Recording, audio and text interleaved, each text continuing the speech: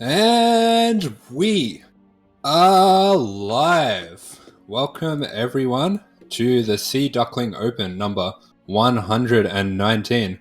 I'm here today. My name is AsherBro. I am the casting cat, and with me is Chase. Hi, Chase. Hello, I am the casting cowboy. This is our first time casting together. Let's Isn't that go. exciting? I love the little brain lag. It's okay. The brain lag. It's okay. I was We're trying to think waking of up. something clever, but I'm not clever. So, but speaking of clever, we have two very clever players because they chose the superior race here. We have a TVT to start. Yes, we do have a TVT, and not only did they choose the superior race, but they have chosen to put themselves in the superior matchup. But as we start this up as well, I also want to shout out to Kuro, who is observing and helping out tonight, and Light as well with the adminning. So we've got the pro team here today for this tournament. So if you guys haven't watched this before, the Sea Duckling Open, this is our diamond tournament. So this is for anyone, diamond and upwards. But first, I'll just intro the players. So I'll let you go first, Chase. No. Nah, I'm kidding. Spawning on the left side of this beautiful map known as Data Sea. It is, I believe, the Korean Terran player in the pink, the greatest color in the world. It is Potato.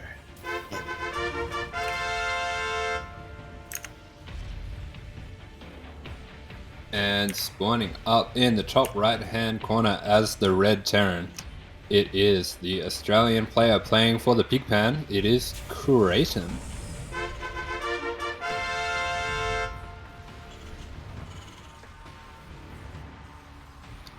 Good job, Asher. That was very good. Thank you. You didn't say what color he was, so you know. I said the red Terran. Oh, I was just testing you. Okay. You passed. Speaking of pass, I see two gas geysers for both players. I know you're the expert, Asher. I'm gonna say so. You're probably gonna see. Normally, I guess you probably see a 1-1-1, some sort of opener, pretty common. In this matchup, early gases, I believe, is quite common. Could you elaborate with this, my friend? I can elaborate for you, my friend. So we've got double gas coming out from both players, but we do have a gas first into the double gas coming out of PotatoPleb. A bit of an older style, does allow him to get his factory a little bit faster, so there is the potential for aggression there. So I think both of these players are on the Diamond 2, Diamond 1 level, so this is a Diamond tournament. We do have it hard capped at Diamond, but these are some players from sort of the upper echelons of Diamond, so we should be seeing a pretty high quality game out of these two. Yeah, that's right. It is open anyone from bronze to diamond, but as you said, most of the mainstays, most of the players who make the deep runs, logically would be diamond players. So yeah, that's kind of what we have here, the cream of the crop for this tournament. And Kureiton, I think it might have been via a walkover, but he has won previously. I think Papa Panda did have to go, so Reaper jumps up in the main, spotted by the SCV. It's just going to do some scouting over at PotatoPleb's base. Maybe we'll catch an SCV here. Yeah, I'm just going to chill out, and the Hellion coming out soon. Two Reapers as well. Are you thinking there's going to be some aggression here by PotatoPleb, Asher? Yeah, definitely a little bit of aggression, because we can actually see his starport is building, but it is not in his main base. It is across the map. We do actually have a proxy starport coming out from the side of PotatoPleb. Yeah, I didn't even notice that. Good shout. Fair enough. But yes, Reaper gets a kill, going to back off home. And we see now just 22 SCVs to 23. Never mind, it's 23 to 23. Neck and neck. Neck and neck. Tetris for PotatoPleb. But yeah, medevac. So this is interesting. Is it going to be possibly a Hellion drop with the Reapers jumping up the cliff? How do you think this is going to play out in the midst of this game? Yeah, I was actually talking about this build with Chappie, the latest and greatest Terran player around, earlier today. So when you go for these Reaper Hellion builds, the Reapers can jump up into the main, but the Hellions can't. So if you go for this proxy medevac, you can bring the Hellions in, and you can even go for some cheeky stuff like a Banshee follow-up, like a Cloak Banshee follow-up with that Starport proxied. So I wonder if that's what we're going to see, but actually we do see our Liberator started up instead. Yes, we see here the drop coming in. Kureiton forced to pull SCBs. He's got a natural base he can retreat to. Meanwhile, Kureiton might lose that Hellion. Good pickup micro by Potato, and the concave here is for PotatoPleb. This is looking dicey for Kureiton, actually. Yeah, very nice micro coming out from PotatoPleb, just saving that Hellion that was being targeted by Kureiton, and he's managed to put himself in a really difficult position to deal with. Oh, really nice micro again there with the Hellion, just saving that red health Hellion there. I think that's just game, Asher. I think, well, the Cyclone does pop out, but it gets isolated. PotatoPleb not going, so Kureiton not going for the repair, and it gets sniped, and I think this is just way too much damage. There's no other unit on the way. GG, it's cold. PotatoPleb with the lid, the style points. Takes a pretty decisive, quick game number 1. Yeah, with that Cyclone coming in, with that Cyclone getting killed and the Lib coming in, there's just no answer for the Lib, nothing that shoots up at all, so Kureiton GG's out, and that was a brutal first game, so GG is called, and we're on to the next one. Yeah, another thing I noticed, like, Kureiton kind of, with his defense, he seemed to jump up onto the high ground from the low ground. The Hellion got, not only are the units shooting less when your units are moving that much, because DPS in Reaper vs Reaper, as you know, would be so kind of precise. You know, whoever gets the first hit generally gets the advantage. And then the Hellion's just getting the splash damage as the Reaper's jumped up. Yeah, really well executed by PotatoPleb. And yeah, man, he's got a lot of APM. Yeah, that's more APM than I've ever seen in any of my match history screens. Up your repeat rate, mate. That's the secret. Whenever you play tournament, repeat rate up. F1 split your drones. Just freak them out. But yeah, really nice build choice by PotatoPleb. I do feel like Kureiton, with his Reaper Scat, maybe could have identified a little bit sooner, started his Cyclone a little bit earlier. But early days, game number 1, still in it. And inside and out will be map number 2. Yeah, so we do have map number 2 coming in. Kureiton saying, "I hate your proxy" in the chat, but we do have the second game for him to have another go at this. So let's check if the players are ready. What have you done today, Chase? What have you been up to? I worked, Asher. I'm no longer a pro gamer. I never was a pro gamer. But yeah, we'll have to see. Hopefully, this game goes a little bit longer. Are you feeling a proxy? Proxy Reaper? Yeah, I think a proxy Reaper would be a good follow-up to that. I don't know. I just feel like that's every single TBT. After the first game, you get a good win. You kind of just want to smash through the second game, get an easy 2-0, get to the next series. So if I was in PotatoPleb's shoes, I'd probably go for the proxy Reaper, but maybe Kureiton will pull out some of the cheeky strats this time. Yeah, it's certainly possible. There's also the other avenue. Your upper series in the game, you've probably got some other tricky builds you can rely on. Maybe just warm up, play a macro game, get your mechanics going, but we'll see as we go into game number 2 here. Spawning in the top right position, the man we are talking about as of now, he is the Korean Protoss player. I believe Pleb is the clan. His name is before that. It is the Pink Terran Potato.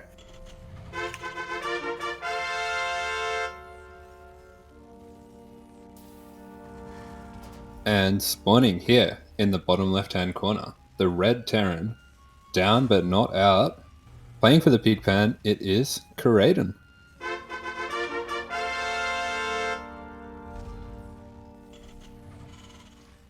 That was the least enthusiastic down but not out I've ever heard, Asher. That's okay. We can't all be lights here. Puppy, he's down, Puppy, but he's not out. He's not out, Puppy. Puppy. I don't remember what that means, but what did you just say? I think I'm pretty sure it's PG. Don't worry. Did you say Pantaloni? My sister says it to me. Okay, it says, "Where are the pants?" So, Kureiton's gonna need his big boy pants to bring this one back. So that's what you do, Asher. Seamless transition. Okay. The big boy pants. I know exactly what you're talking about. You're saying you're a big boy as well. You know, if you have to tell people you're a big boy, I don't think you're actually a big boy. So it's only game 2, and the chemistry's falling apart. Oh no, puppy! Puppy, no! No! But here we go. Kureiton gonna poke up. Most delayed depot raise I've ever seen. But good positioning on the factory like PotatoPleb prevents the scouts. You know, not a big thing, but does keep Kureiton slightly in the dark. No add-on, slight little bit of information there, but also the presence of no Reaper so far could also, you know, probably point out it's a gas first. But yeah, so what do you like to see? You know, both players going for a 1-1 so far. We've got another proxy starport. What do you think is going to come out of this build? Kind of looks like he's just going for the same build, to be honest, or possibly even like a BC build. I know people used to really like proxying starports to get BCs out. And so far, Kureiton's just gone for the same build, but we do have this, very fast 1-1-1, and Kureiton did scout that same spot, so pretty good job by PotatoPleb to mix up his proxy spots. He's put it in a pretty, out-of-the-way position, but if he is going for that medevac again, the medevac can intercept the units as they come through, so it doesn't really matter that it's so far away, but he's actually going for something a bit different this time. Yeah, check this out, a tech lab. So SCV Scar is on home. This time Kureiton this expansion. He's not really spread out though, however, this is a little bit dangerous. Another Reaper reinforcing, no permanent damage. Actually, up the ramp, maybe a bit of a overextension by PotatoPleb that gets away. And nothing too major. I'd say Kureiton, you know, Reaper's regen health. Kureiton will, you know, take the slight advantage due to Hellion health, but we have Cloak Banshee follow-up coming your way, and a tank out for PotatoPleb as well.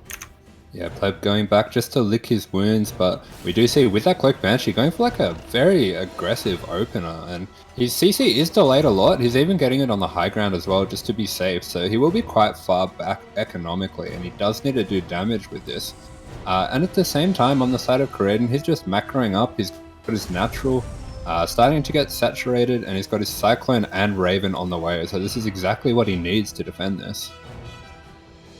Most definitely. Super safe build. PotatoPleb going to jump in. It kind of looks, you know, nothing too crazy. He's going to force some lost mining time. Not too bad. The Cyclone pops out, but the real kind of story here is going to be the Banshee, but with the Cyclone already out and the Raven half done, you know, Kureiton's already getting a 4th gas as well. I know a 3rd gas this fast is quite normal, but yeah, this is going to be quite interesting to see how this kind of sequence of events unfolds. Yeah, I think maybe we might be seeing a bit of mech coming out of Kureiton, just getting that extra fast gas on the way. I know he has been like a big fan of mech in TVZ, but I guess I'm not sure if he plays it in TVT as well. It's quite good in TVT.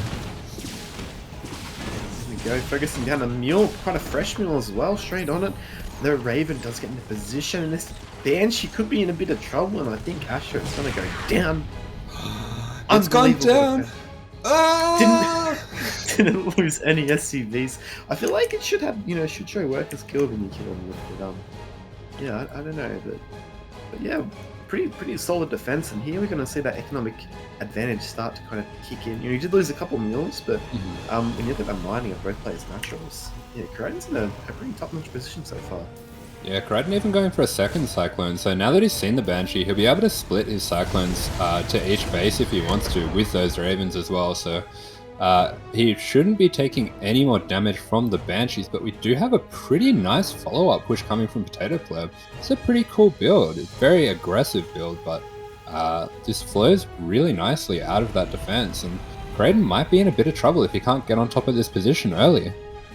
Yeah, most definitely, and you see kind of the map control that PotatoPleb has used to good effect. It's stopped Kureiton from moving out, forced him to be defensive, which allows him to siege so forward here.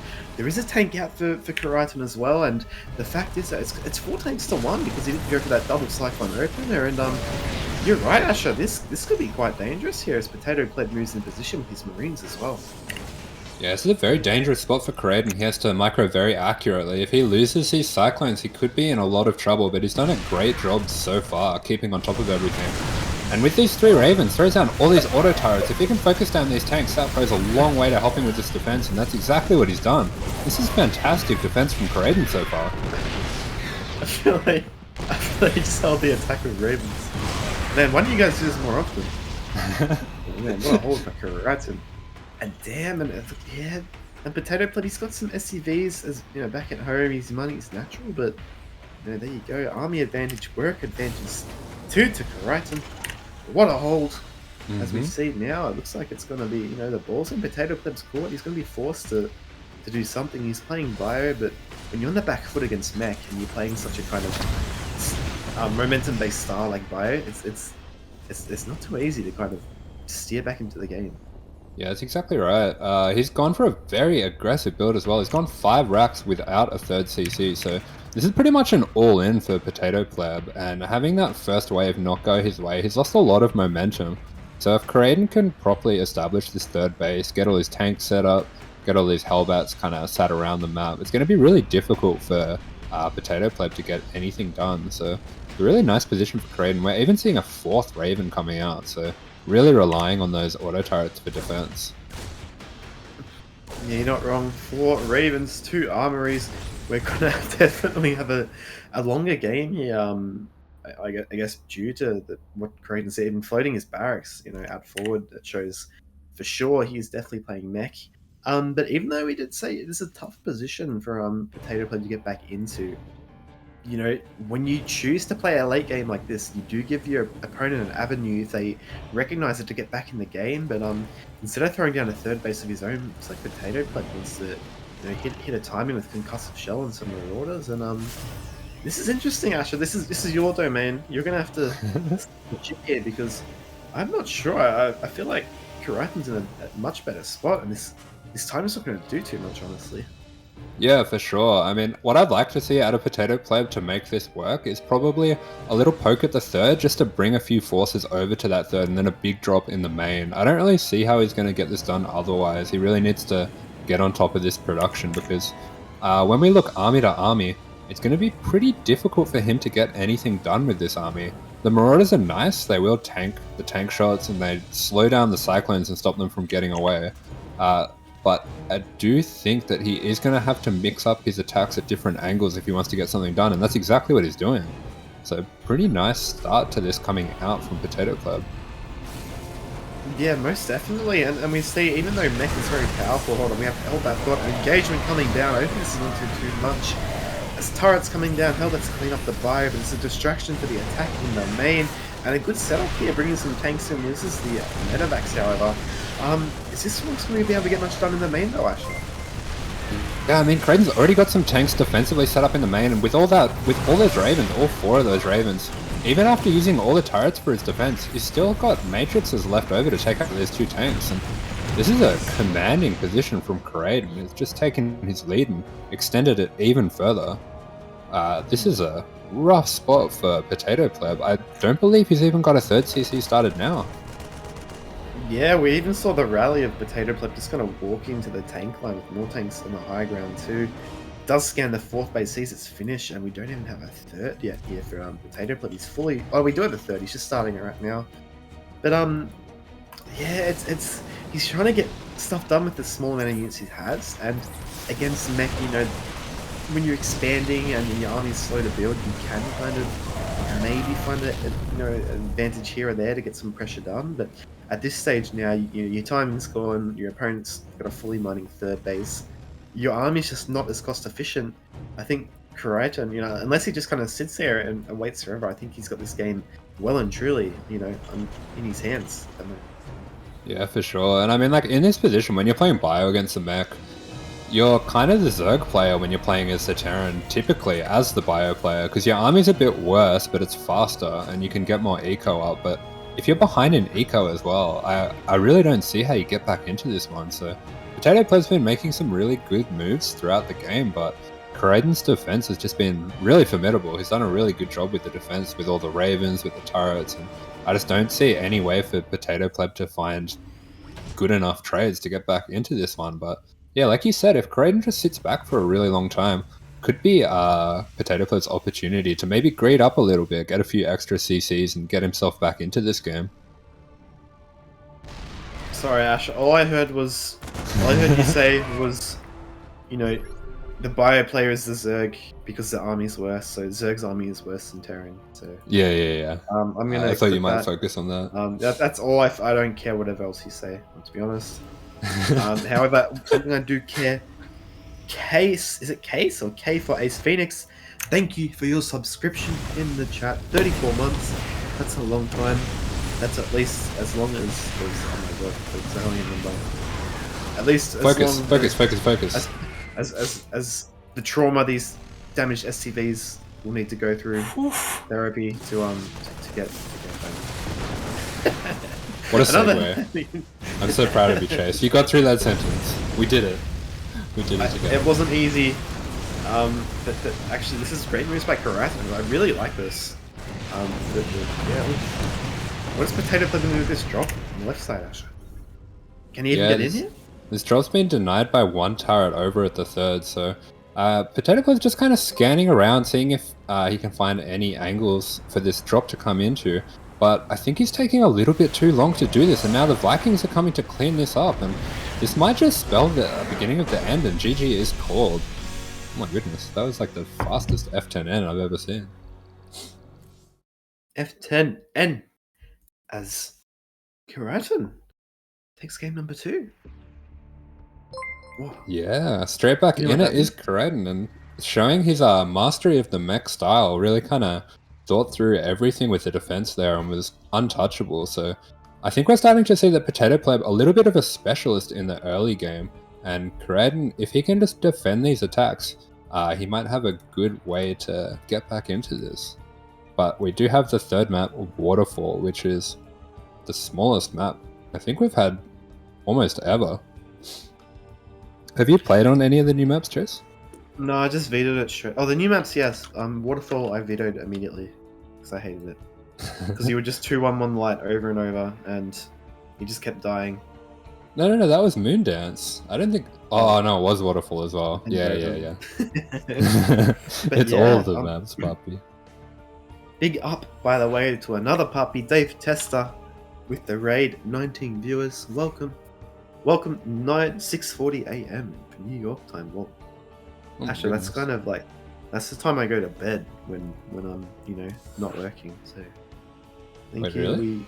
That is degen hours. This is StarCraft to its core. It is back when I was a no life StarCraft player. But yeah, thank you for joining us. We're currently in the middle of Sea Duckling Open 119. 1-1 between Kureiton and PotatoPleb. So the ace match on Waterfall. Yeah, coming into Waterfall, and this is once again for you guys that have just joined with the raid, the Sea Duckling Open is our Diamond and Below tournament. So anyone can join. It's not region locked or anything.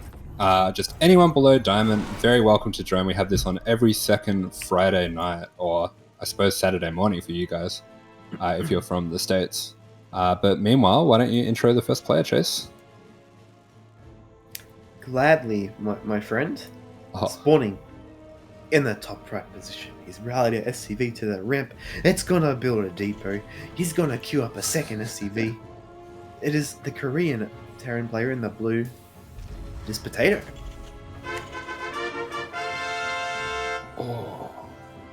I'm going to try to get this intro done quickly because there is a lot happening on the map. Spawning in the bottom left-hand corner, the red Terran, the Australian Terran playing for Peak Pan. It is Kureiton. Oh. Chase? What is this? What's going on, Chase? Talk to me. We have a defensive proxy versus, I think, is this a build order win for Kureiton? Yes. As long as PotatoPleb doesn't see what he's doing, I think he just wins, yeah. I think even if he sees it, I guess he can throw it on a second barracks, right? But we have 2 casters here for PotatoPleb. Kureiton, the late game specialist, going for an early game kind of build here. And yeah, because normally you wait for 2 Reapers with this build. I assume you just, catch the Reaper that rallies from PotatoPleb's barracks. Oh, he's gonna scout it! We've got the good luck, have fun heart. Good luck, have fun. just before they realize what they're doing to each other. I think Kureiton sees what he's doing as well. Proxying the factory as well, and he's gone for a reactor. Oh, this is absolutely brutal. Yeah, cancels the factory straight away. He sees the racks and the reactor. Even going to start drilling the reactor, and upon seeing this, I think he's going to realize that he can send his Reaper straight in, and there he goes. And there's nothing here to defend with PotatoPleb. Yeah, PotatoPleb literally sent his SCV up the ramp just to check, and then turned back before he saw the racks and built the factory. So as long as Kureiton micro as well, remember he's the player with the lower APM, he should be okay here. It's all about snowballing, but we see the reactor complete. I don't know, like these Reapers are going to be isolated. It's going to soon be 3 against 1 when this one Reaper pops. Yeah, I really like what Kureiton's done here. He recognizes that the only thing that is left to defend is these 2 Reapers that are going to pop from the reactor. So if he can get on top of these as they spawn, which he does do, he should be able to at least zone them out or kill them. But I do feel like he's getting a little bit sidetracked here. I would like to see him just go straight into the main and start going after these SCVs. So up he goes. We see with the SCV's help, takes out the SCV in the bunker, and a tech lab. Is this greedy? Actually, can he afford to drop a tech lab on this factory? Because he's got 2 Reapers across the map. Is this going to be a base trade here? Yeah, this is super greedy. I'm not a huge fan of going for the Cyclone either. The Cyclone actually doesn't do too well against larger numbers of Reapers. I would have preferred to see a tank, but at the same time, he is using his multitask and maybe his APM speed just to get a little bit of a base trade situation going on. And we can see on the other side, Kureiton was attacking just the factory for quite a long time there. So this is going to be a little bit closer than it probably should have been, but I just don't see any way for PotatoPleb to keep this Cyclone alive once it pops. Oh, and PotatoPleb's Reaper is getting surrounded by the SCVs of Kureiton. The Cyclone pops, as you said, and being forced around to get sniped. And I think Kureiton's just going to take game, cleans up at home. PotatoPleb tries to another Cyclone, but it's not going to come out. It's too little too late. And Kureiton, build order win, takes game number 3 and we'll move forward in this series. Yeah, GG. Just getting a little bit fancy there with the proxies, PotatoPleb, and a little bit unlucky as well. So I guess that's just something that sometimes happens in TBT. You can coin flip a little bit if you want to, and Kureiton takes it just like that. He leaves a GG, well played. Oh my god, in the chat. That's a pretty appropriate response, I think. So yeah, that's kind of wild. Yeah, I feel like just the proxy location kind of favoring Kureiton just because it cut off the avenue to go home, and it forced PotatoPleb. You know, if you built the factory back at home, like instead of kind of checking up the ramp, turning around and building it just at the bottom, you might have been able to get a unit out faster. But you know, crisis management is always going to be tricky even for top level players, and it was just it was a rough one for Potato.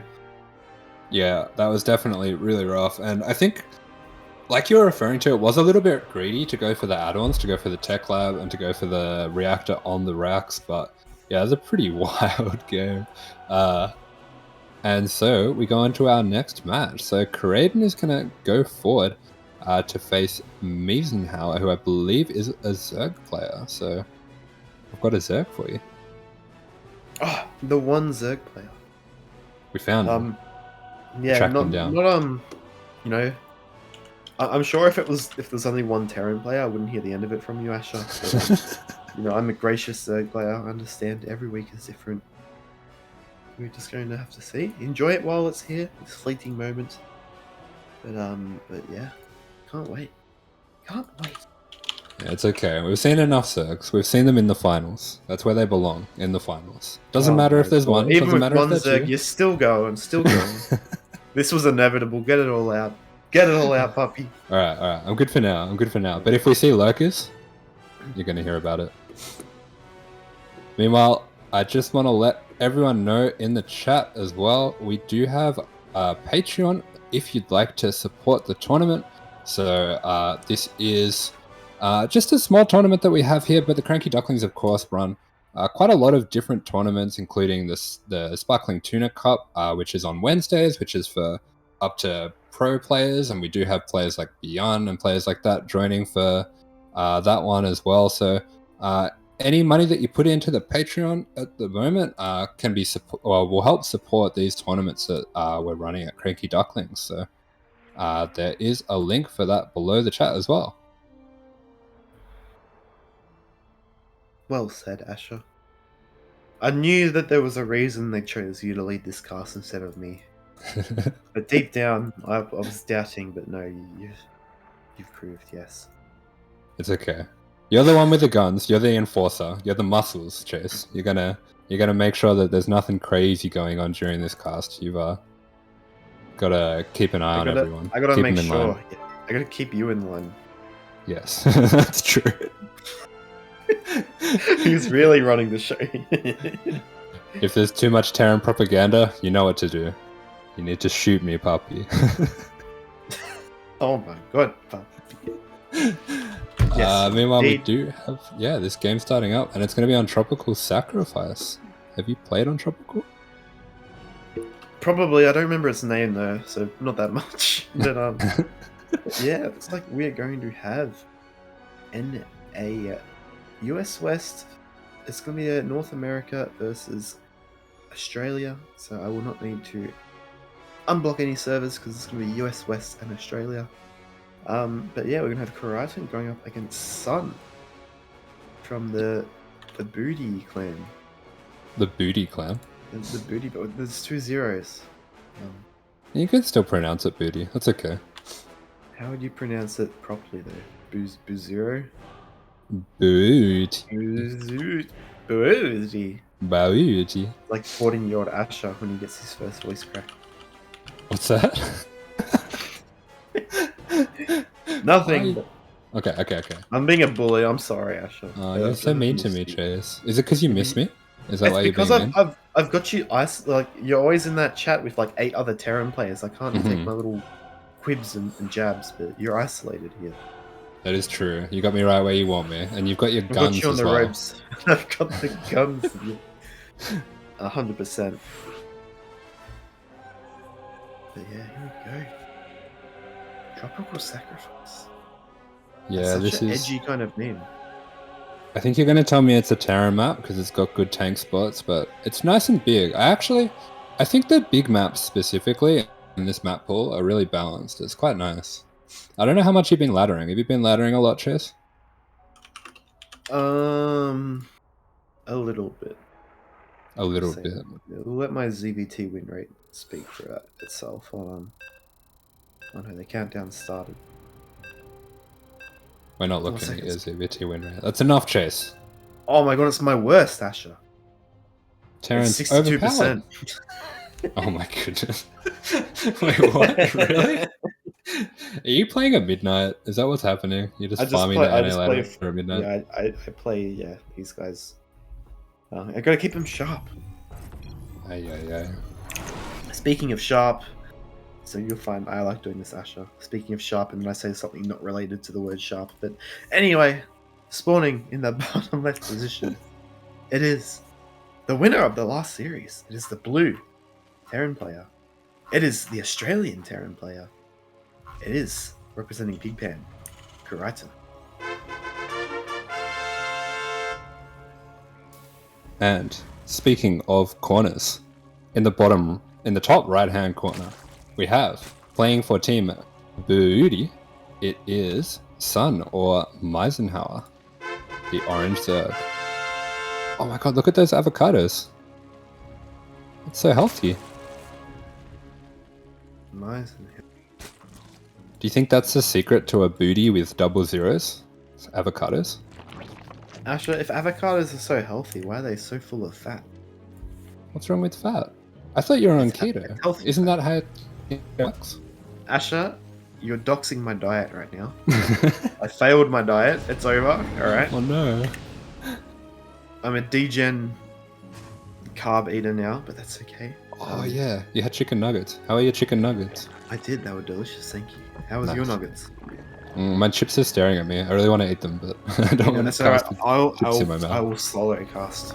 Alright, go. Give me a second of solo casting. I want to eat some chips. 1 second of slowly casting. More Yeah, than one. this is Zerg, so I can do it. But yeah, Hatchgas Bull. pretty standard. Overlord pass, just checking out for any proxies. Nothing out of the ordinary. Actually, first kind of interesting account here. We have a reactor first. We have one SCV in gas. I'm not sure if that's on purpose or not, but second depot going down, second base going down. And yeah, you see the SCV scout due to that lack of early Reaper, just making sure nothing's crazy. Sees the natural, heads back home. Everything looks normal. And yeah, pretty normal so far, with the exception of no Reaper. Okay, I've had my mouth full of chips. Thanks, Chase. I know Second light barracks is molding right now. Actually, we're doing better without you. Eat your chips. Alright, what were you going to say? Come on, tell me. What are we Is looking at, Overlord in Chase? trouble? Oh my god, it dodges both Marines. It's so smart. Oh, we see 3 barracks. Yeah. Tell me what we're going to see. What is this? Well, normally, Kureiton plays a mech. He does like his mech in this matchup. Overlord. Is it a warm Overlord? He's sitting above some coals or something. He's just toasting his buns. But either way, yeah, it looks like we should have a tech lab on both of these barracks. Combat shields and stim. And it looks like we're going to have a 3 racks. Now, actually, this is a build. It kind of jumped out, jumped into the meta. Appeared for a bit, had some popularity on ladder, and it seems to have tapered off a bit. Do you think Zergs have just figured out how to kind of deal with this? Or it's just that Terrans have figured out that it wasn't very good in the first place? Yeah. Without trashing the build too much, I think the Terrans just kind of worked out that it's not really a good build. But it's definitely good as a mix-up, and it's good. If you can hide it, you can hit a pretty scary timing. So it does hit a lot faster and stronger than a 2-on-1. And if you try to defend it exactly the same way as a 2-on-1 and cut it the same kind of higher drone count and then try to drone greedily behind it, you can get in a fair bit of trouble. And I have seen Hero Marine actually going for it a little bit lately, so I'm sure that's something that he sees in the build. If Hero Marine of all people is going to go for it, because he's typically a very kind of straight up macro Terran, so I wonder if there's something to do with the maps or something to do with the current meta that makes this a good build, but it is, either way, a pretty scary timing that can greed check Zergs that don't really know what to do with it. But what are we seeing out of the Zerg in terms of a response so far? Honestly, this looks like a response to probably a 2-on-1. You see the Spore Crawler in the main base, just kind of set up in case he wants to abuse the high ground between the third base and the main. 1 drone only in gas, +1 carry base just starting now. I think another thing, the strength of this build, it doesn't have the most kind of killing power. Zergs can kind of just like force the stim and back off creep, but it forces Zerg to commit to Zerglings. It doesn't let them drone like crazy. I think the power in this sort of build, as it's evolved, is just that, the follow-up. If you keep your Marines alive, you've got so much more kind of firepower in your follow-up attack. As we see, with the +1 attack coming from Kureiton back at home, he's probably going to go for a follow-up with extra starport and factory. Now, is he going to drop 2 more racks, or is he going to get a... I'd assume with the +1 attack, he'd go for the extra racks, right? But anyway, I digress. Here come the Marines in now, and that's not many Marines, honestly. Yeah, this is a very aggressive path that Kureiton's taken here, so this is a one-way trip for these Marines. If he can get them into a bit of a crevice, he will be able to trade well with these Lings, but yeah, Mizenhauer quickly recognizing the situation and getting the wraparound. That's a brutal cleanup, and now the ball's in Mizenhauer's court, but we do see him immediately starting up more Lings and a lair, so maybe looking for some aggression of his own now. Yeah, you think that, but then he found the good key and made 11 drones. So map control, this is the problem now, because Kureiton, he wanted to keep those Marines alive. Maybe he poked the wrong angle and wanted to poke at the third base, didn't know which third base was taken. It doesn't look like he does, but yeah, that, as we, what we're just mentioning, the follow-up, the +1, the extra kind of Marines, the firepower you have, that's gone now. And he didn't even trade all that well. He didn't even kill any drones, no drones targeted down. And despite the supply being relatively even and the worker count also being quite even, I have to say that Mizenhauer, is that his name? He's in a very good position right now. Yeah, I think so too. We do see the laser lords getting started up. A little bit of a supply block here for him, but as soon as that is uncapped, he will be able to just churn out drones and then churn out the Lings and the Banes. And this is just a very comfortable spot for the Zerg to be in.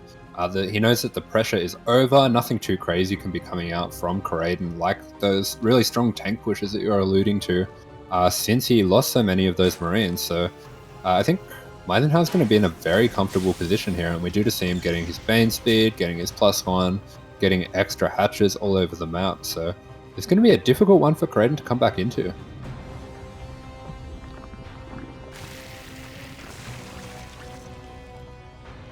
Yes. Do you agree? Oh, I was muted. Sorry, I was drinking. I thought you were rudely interrupted me, Asher, but I wasn't talking, so that's okay. Yeah, I was just thinking like no, not yet. That'll happen soon. But okay. This map, I feel like mech is quite viable. We know Kureiton's quite good with his mech. Interesting to see. Maybe it was something a bit meta to throw out the kind of 3 racks build here, but yeah, no, I'm certainly with you. I think that Mizenhauer using the gases at his 3rd base, he's going to drone up his 4th base soon. He's got the double evolution chamber, whereas Kureiton's working off just the 1 engineering bay for now. He's getting a 2nd one just about to finish, but yeah, it's a really good kind of position here for our Zerg play, and the creep spread's actually getting to be quite remarkable too. So you know, Kureiton, he's going to need to get some harassment or something done here to lower the steam train of Zerg economy, because otherwise he's just going to get, overrun at this stage. Yeah, absolutely. And this is a pretty nasty supply advantage that the Zerg has. The 2-2 is going to be finishing well before the 2-2 of the Terran, so there's a big timing there, especially with the Ling Bane. He will just be able to roll over pure bio. And yeah, like you were saying, this creep spread's kind of insane. Like, when you leave Zerg alone for this song, they take control of the entire map, and it can be really hard to overcome later on. So I would like to see, unless a push is coming in soon, maybe some drops coming out from Kureiton just to put a little bit of pressure on the Zerg, force a little bit of actions out of them as well. But meanwhile, it looks like with all these Banes warping in, there's a bit of aggression coming from the side of Mizenhauer. Yeah, well, that's it.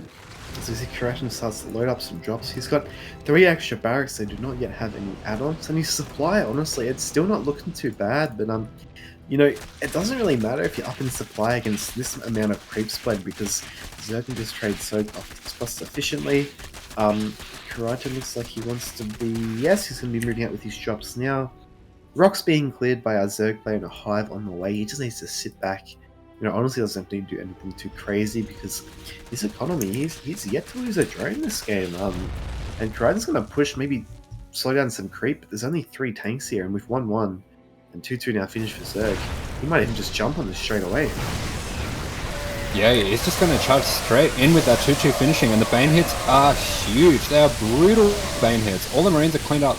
All that's left is the medevacs and the tanks, and the Hydras are going to be able to trade pretty well with those. So that was a very one-sided fight coming out there from Mizenhauer. Like you were saying, the supply was really even, but this creep spread's insane. The creep almost coming up to the ramp, and yeah, this is a tough spot for Kureiton. I think this might even be the beginning of the end. We do have the imposter Marines being dropped in as well, just for a bit of extra confusion. And yeah, this is brutal. Yeah, we even saw a flank of the dropping Marines coming back to assist, but they got flanked themselves, and GG is called. Mizenhauer, very strong game number 1. And we'll take the lead in our series.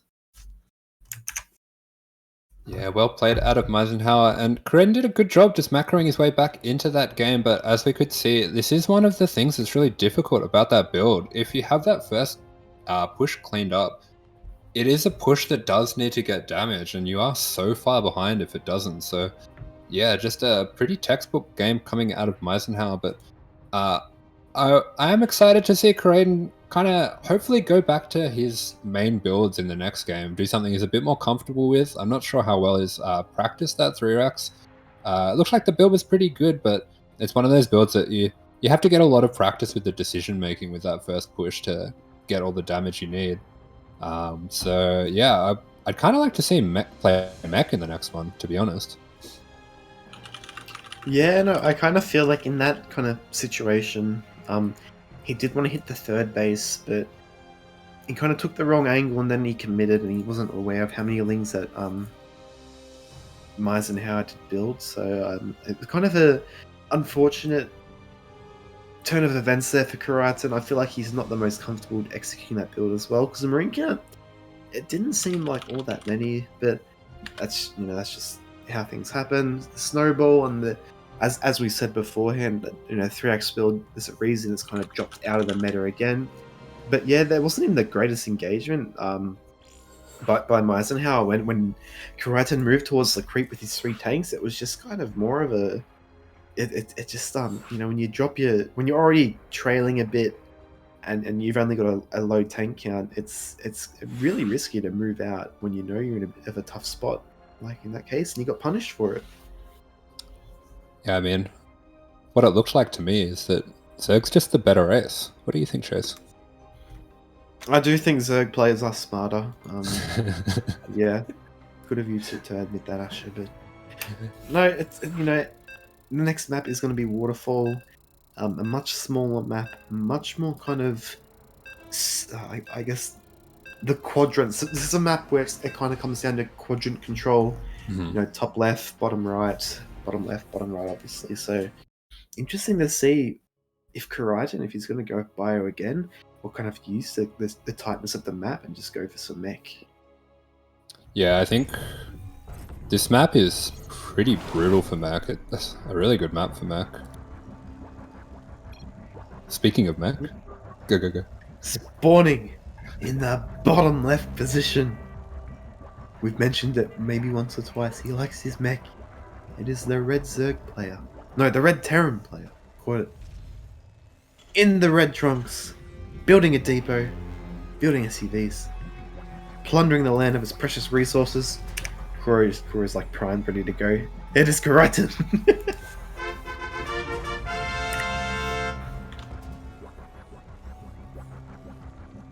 And spawning in the top right hand corner. Going for a super aggressive build already. Oh my goodness. This is the orange Zerg player playing for clan Booty. It is Mizenhauer.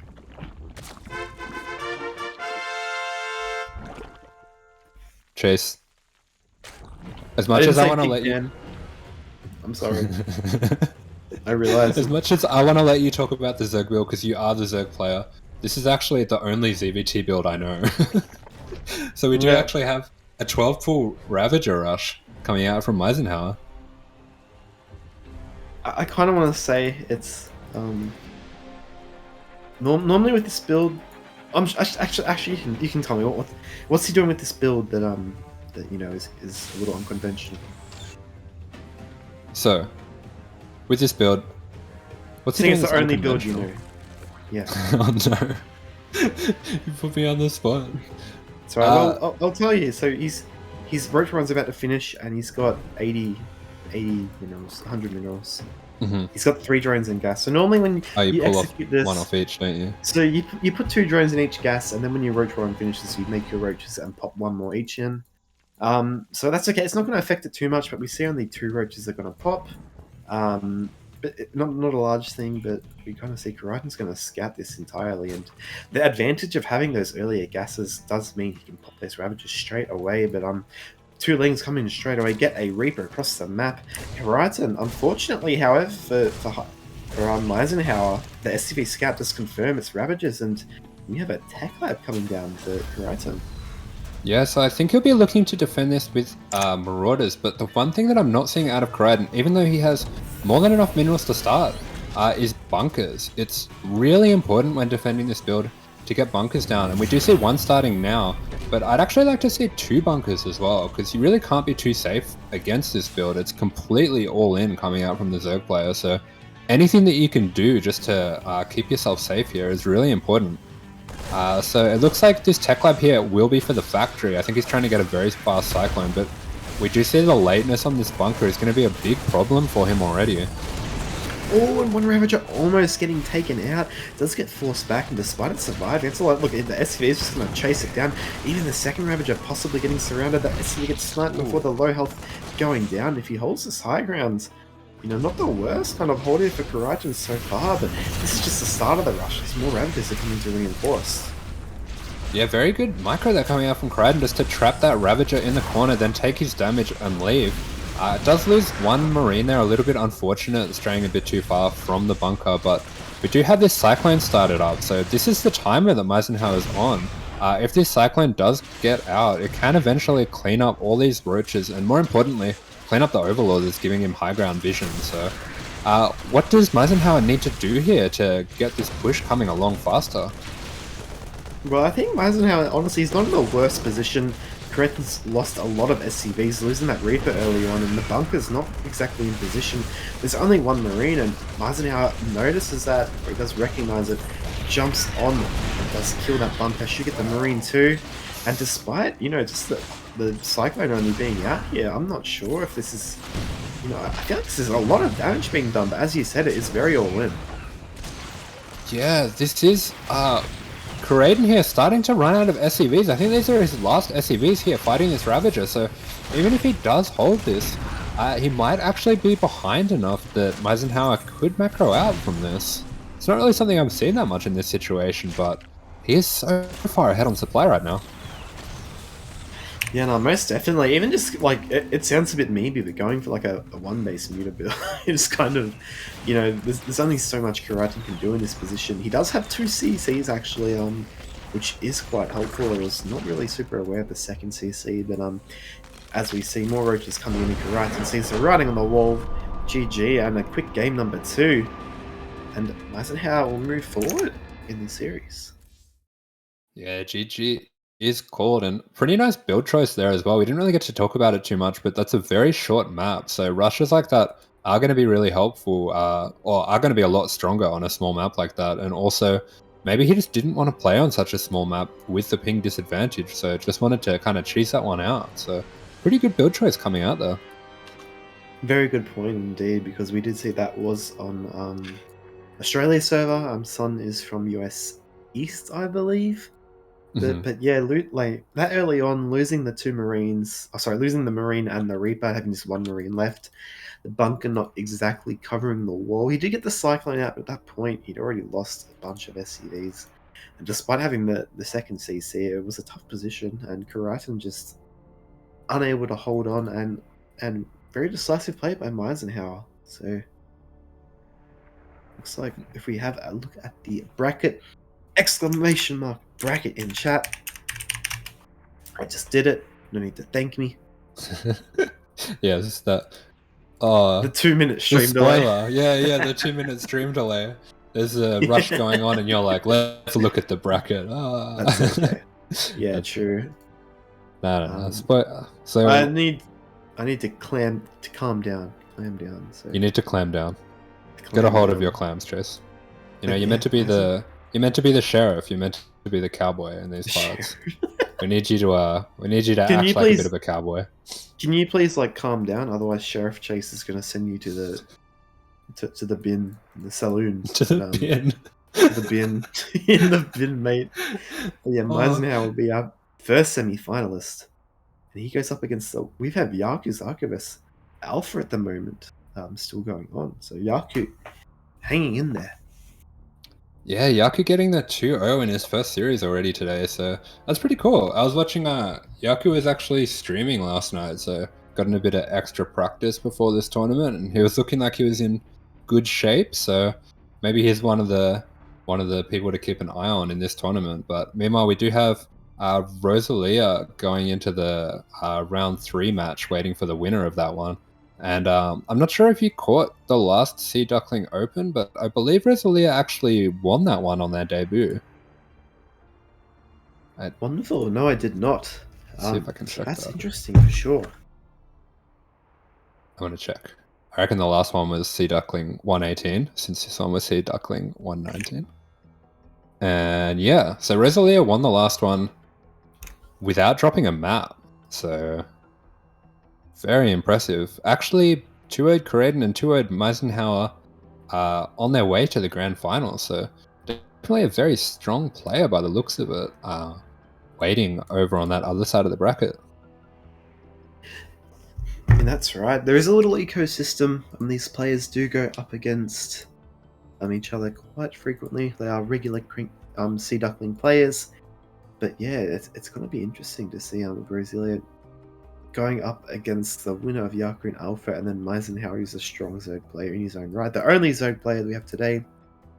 Meanwhile, Kureiton will drop down into the losers round number 3, so he will be in a best of 1 until he gets to the losers final. So pretty cutthroat, but yeah, there is that second chance for players if they do bow out. But yeah, it looks like for now, if possible, I'm not sure if Alpha versus Yakuzaku is in, the ace match or one player cinches that series, but we'll either jump into that series or most likely it will be Roselia versus the winner of them. Yeah, so it does look like they're playing that series over on EU. Meanwhile, yeah, we're seeing Mizenhauer just said in the chat, shout out to Sue for teaching me that build. Nice. So it looks like picked up some sneaky builds from some of the pros. You sound like you've done that build before. I don't know if I would have thought of that one base muter transition if I hadn't done it before. So I'm guessing that's something you've done before. It's very situational, actually. It's not. It's a bit of a clown thing, but that build, it was for like a couple of weeks. It was a very strong build. It popped off. It kind of fell off. Sorry, I mean, after a while. But that's just the advantage. Once everyone learns to defend it, no one does it. Then people forget how to defend it, or people don't know how to do it, and you can bust it out. Like we just saw right here. So, StarCraft. It's not just a game of constant refinement. Things fall out of meta, things come back into the meta. That's the beauty of it. It keeps things a bit fresh. The new map pool helps as well. But yeah, cool to see a bit of an older build busted out here by Mizenhauer. Yeah, I mean, you'd know a lot more about this than I would, but I feel like playing in tournaments is a different skill set to just playing like ladder games and stuff like that, because you do have to have a few different builds. There's a bit of metagaming that comes into it. So yeah, I think that's definitely something that you would have had to do a lot when you were playing as a pro, I'm guessing. You just call me a pro, Ash. Yeah, you're a pro, Chase. So adorable. if my pro career was paid by the hour, I would make like a quarter of a cent per 50 hours. But thank you. Yes. When you're higher level, yeah, for sure, it's something that's on your mind. Things tend to fall out of fashion faster, and things tend to stop working faster. But that's just it. There are situations, and especially when you're preparing for certain players, where these kind of builds are more effective, and especially when something is kind of, I've got 69 friends online. Sorry. Especially when these kind of things it has been years since Sue kind of introduced this build. There's always that opportunity, and given the circumstances too, Asher, like you're playing on ping, you're playing on a short rush distance. Why not just throw it out there? Worst case scenario, you go back into game number 3 in your home turf. Best case scenario, you don't even have to play game number 3. Yeah, for sure. I think I even saw recently Ragnarok doing a proxy hatch version of it, because I know CC First was in the meta for quite a while, and that kind of just wrecks CC First, the Ravager build. It's probably the only place for it still in pro play, if I'm guessing. But yeah, anyway, so we do have, we are going to be waiting just for our next game between Yaku and Alpha in EU, on EU, sorry, they are in game 1. So until then, we're just going to cut to a break for now. So stick around, guys. We will have more StarCraft coming very soon. Hopefully that second game of Yaku and Alpha. So hang around. Stick around.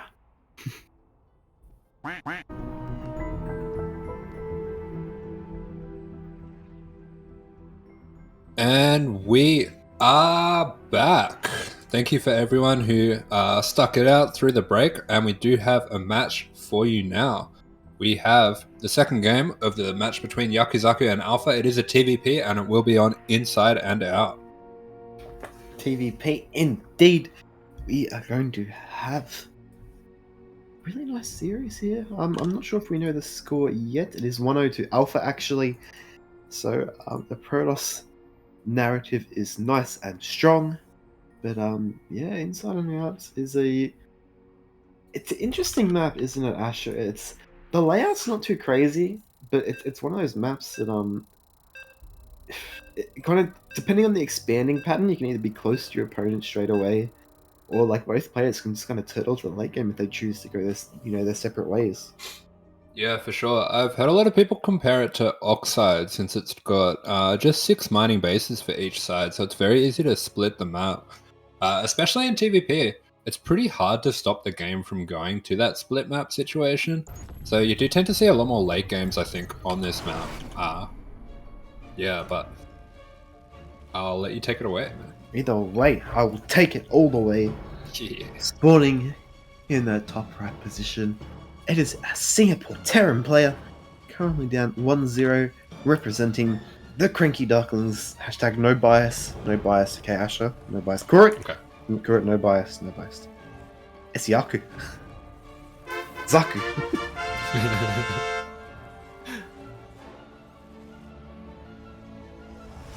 And spawning in the bottom left-hand corner, his opponent up 1-0 coming into this match. It is the pink Protoss Alpha. What a Chad name, Alpha. That is pretty Chad, honestly, yeah. Is this so I guess the first thing to look up here, Asher, no wall on the Reaper jump spot. Would that be because is there 2 jump spots on here, or is there only the one? I don't remember. I don't think that is a jump spot over on that side. I think there is just the one, so I think you definitely can wall it off if you want, but I have seen a lot of Protosses these days kind of favoring the half wall. I guess there's really no huge disadvantage to it if you can get your units in position just to cover that jump up. If the Terran does want to commit to dive in and get the scout, they're usually going to lose their Reaper for it, so I guess it's just a trade-off of how much you care about them getting in at the same time. But it looks like a pretty standard build coming out here from our Protoss. Yeah, I'd say so. It's nothing too crazy, and even though it doesn't really wall off the jump off spot, it does kind of provide a bit of a wall in case a Reaper or a drop comes from that upper angle. Yakuzaku just going to assess the situation. Reaper should be able to deal with this probe back at home pretty soon, but yeah, no, nothing, compared to the last series. Oh, SCV almost getting caught, not quite. This is a very kind of standard opener for both players so far. Yeah, nice job there from Yaku. We'll just switch the SCV, so it's got the high health SCV making that CC. That'll help out later if the Adept goes straight across the map, but it looks like we are probably just having a Stargate coming out of our Protoss player with that second Adept started up, so just a very standard safe macro style coming out from the Protoss, and we're seeing a very standard style coming out from Yaku as well. Just a Reaper expand with the Marine, he's getting his bunker, getting his gas. I'm sure we'll see the factory coming up soon as well. There it is. So we're seeing a super standard game coming out from both our players. So yeah, they're pretty cool. Pretty high standard of play so far in this tournament. Like, diamonds are pretty cracked these days. Diamonds are not cracked because diamonds do not crack. But well, speaking of cracks, oh no, good micro by Yaku, wow.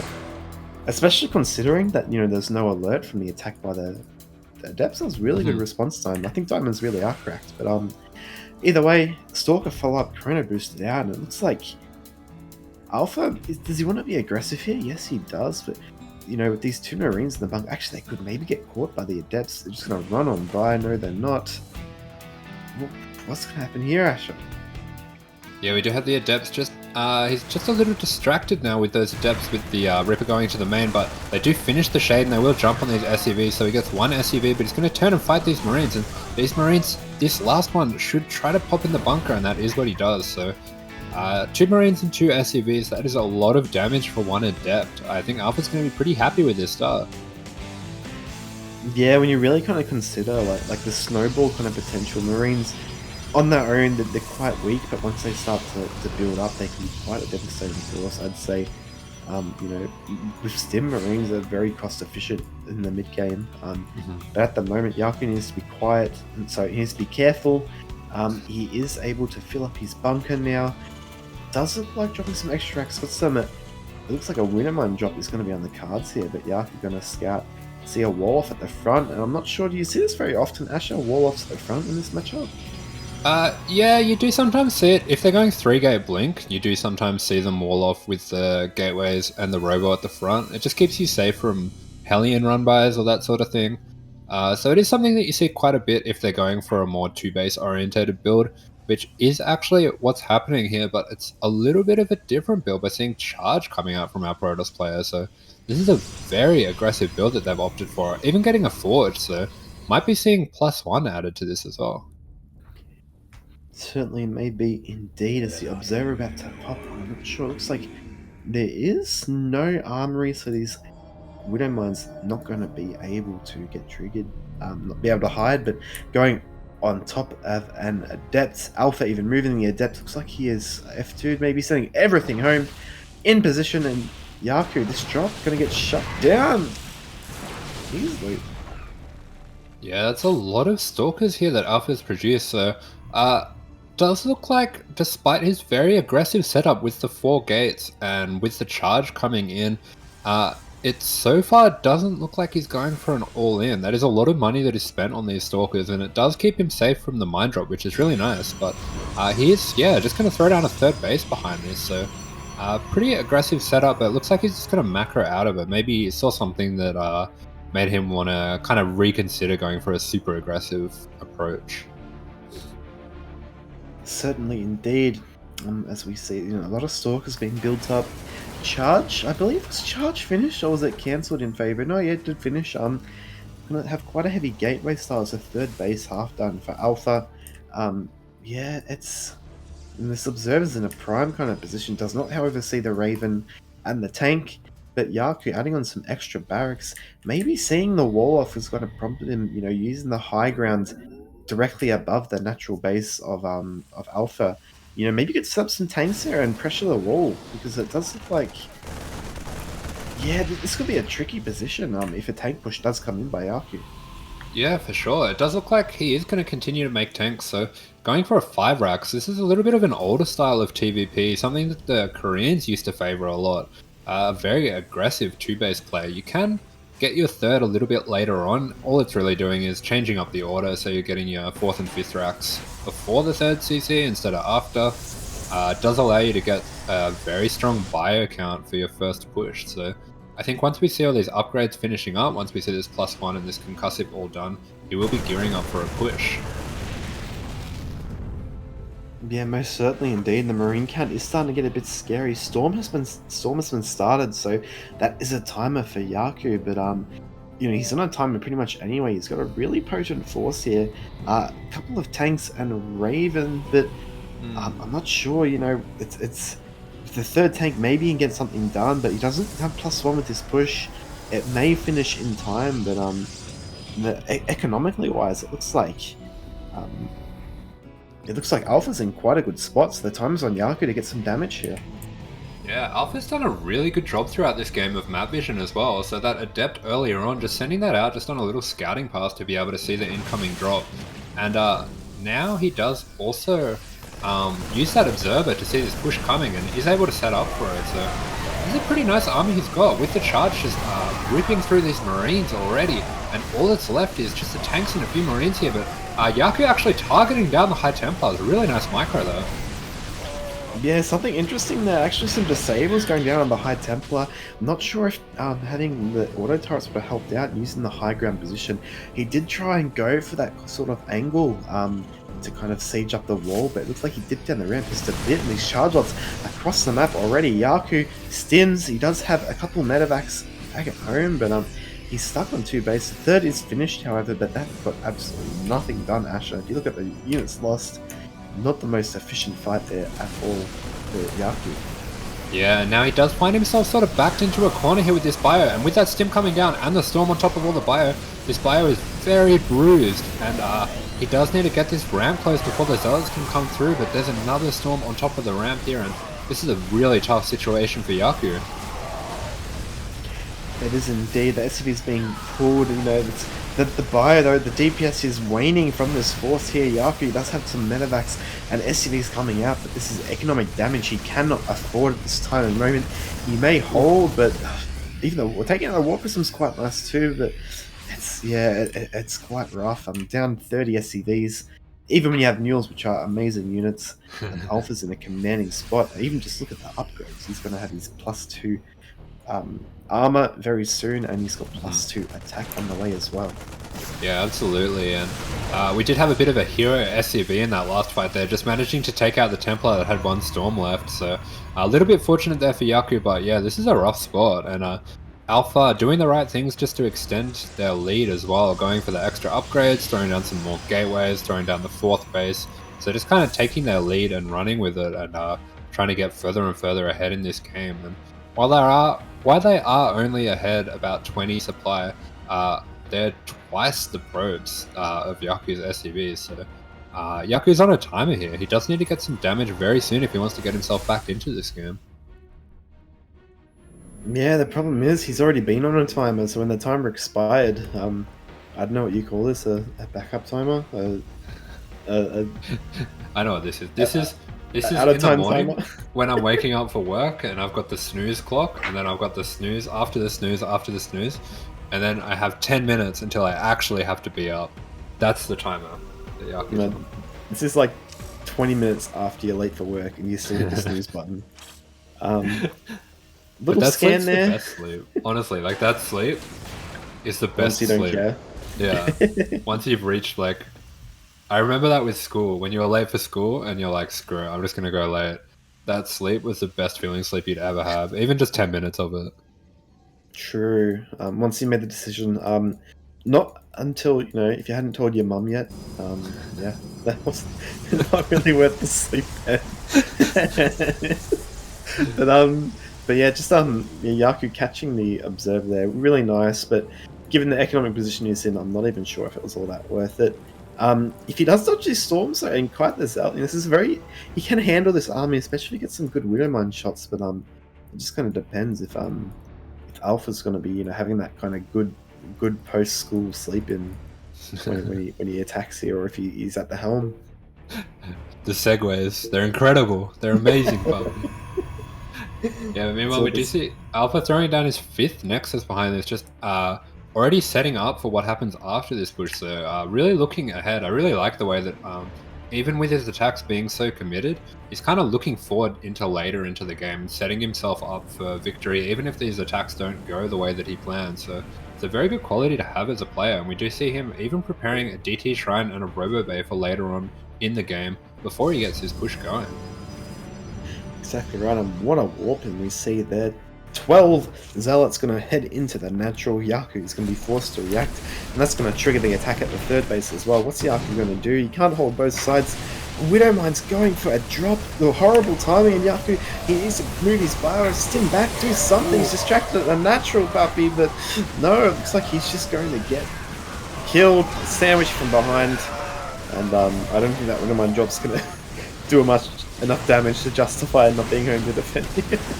Yeah, there's still so many storms left in the bank here for Alpha. I've got probably about 10 more storms ready to go, and GG, well played, is called by Yaku. So Alpha will be taking the series 2-0. Yeah, the Widowmine drop did get 12 workers, but 35 SCVs down himself. But yeah, you're just going to see the army value at the end. Just Yaku not really paying attention. To his credit, he was trying to multitask, get some counter damage done. But when you're under pressure like that, he was already behind. But you need to kind of focus on your main army to make, because that's what wins or loses the game, regardless if you get counter pressure or not. But yeah, well played there by Alpha, but really good fight put up by Yaku. Timing attack didn't really work out, but managed to kind of macro well enough behind it that he made a game of it. Yeah, so a good series. Yeah, definitely made a good game of it, but yeah, we could see a lot of great skills there by Alpha. He had that push ready to go, but he took his time, got everything set up back at home before, and even got that warp in of Zealots that was really crucial for distracting Yakuzaku in the end. So yeah, really good skills there. Definitely some skills that he'll be able to take with him as he continues his StarCraft journey, and I think it's definitely a player to keep an eye on. But meanwhile, we do have our next game. We do indeed, and it looks like I'm not going to exclamation mark bracket in chat this time because that is a spoiler alert. It is going to be Alpha up against Roselia, and this is a game I'm kind of keen to see how this one unfolds between these two players. Yeah, so as we were referring to before, Roselia actually the defending champion from the last SDO 2 weeks ago. So this is a player that we know is a very strong player, and we did see as well from Alpha earlier. Alpha's a player that is very good in PvT. So this is going to be a really nice match. Like these are two very strong players. Strong players indeed. Hey, Asher. Yes. Guess what? What? We have two strong players, right? Mm-hmm. And one plays Terran and one plays Protoss. Connect the dots, Okay. mate. Connect the Protoss dots. is gonna win. you haven't connected the dots, but you've veered in the right direction. You've just missed the turn. So Chase. Yeah. I want to ask you which race has disruptors? You know, EMP kind of disrupts the electronics of Protoss units, so it also, you know, isn't it cool how Ghosts? I'm gonna use nut stuff. I'm taking over. All right, this is our platform. Go, Let's go. Course 66 souls. Isn't it cool how Ghosts do bonus damage with snipe? No, wait, no, it's Archons that do bonus damage to biological. That's every Zerg unit. Talking about? You don't even know what you're trying to complain about. I was gonna complain about Ghosts, but no, it's like complaining about Archons. But Ghosts do bonus damage to all shield units, right? That's pretty race specific. And they snipe all biological units. Light, I think they do. They do bonus to light. Ghosts? Yeah. Wait, yeah, they do bonus to light, but the EMP it does bonus to shields.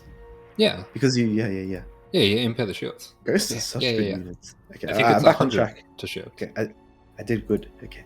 Yeah, you did 100 to shields? What? Yeah. That's cracked. It's cracked. I know they cost 75 gas. Yeah, it's kind of like PvT's unwinnable. That's what I've been told. I'm confused. I feel like you're taking this better than I expected. It's okay. I mean, I'm just gonna be mad if you tell me that Zerg is balanced, but we can talk about TVP. Puppy. I mean, Zerg's kind of balanced. They're like super, super bad, but then like you get lurkers and they're super, super good. So it balances out. You know what I mean? Okay, I'll give you that one. The early game's a bit rough. You guys have got it tough. Okay. We can find common ground. Yeah. We can talk about. Well, that's what I thought I was doing with disruptors. Like, exactly. I thought we could see eye to eye on disruptors. This is a little bit of psychology lesson for all you guys in chat. I know you don't sign up to my psychology lessons, but if you wanna compromise with someone, you know, you can agree with their points. You don't have to just reject everything because then they get defensive. Mm-hmm. Find a middle ground like me and Ash are doing. Disruptors are broken, and you can coexist. You know, this is a bit of psychology with Chase 101, the washed up, never has been bad mindset Zerg player. Sounds like you're an expert on debating people on the internet. I'm an expert at having bad opinions and an ego. So, but yeah, sorry about the delay, guys. We're just trying to find a server for Alpha. I believe he is from South Africa, so he says he has 450 ping to North America, and Europe 350. He's got it worse than Australians, man. What are we complaining about? This is I need to look at a map. I didn't know that kind of thing was possible, to be honest. Where would South Africa play to? Southeast Asia? Well, there's a Brazil server. Oh, yeah, there is a Brazil. Ooh.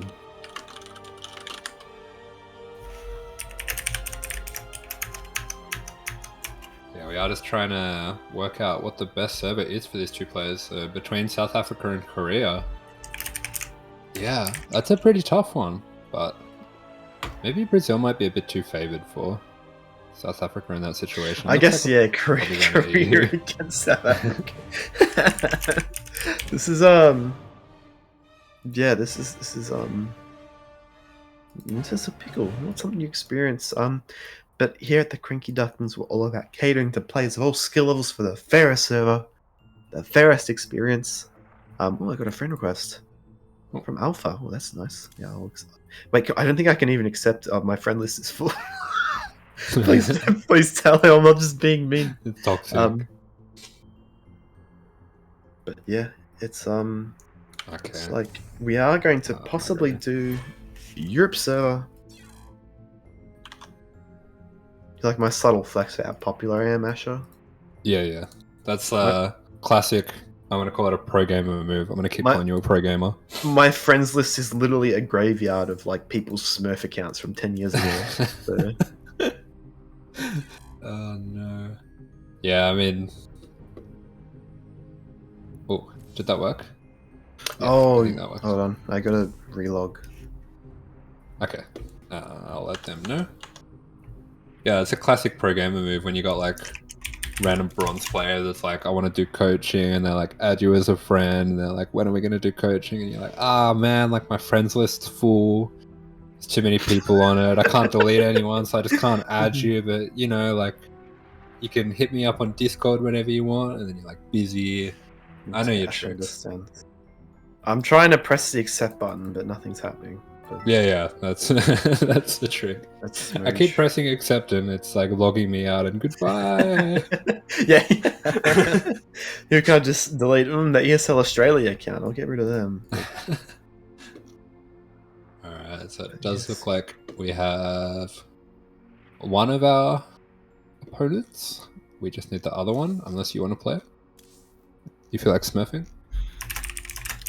Is it even smurfing anymore? You're pretty washed up. Yeah. I guess it depends on the definition, right? You play Protoss. Is your Protoss time? I think my Protoss is better than your Terran. We need a show match.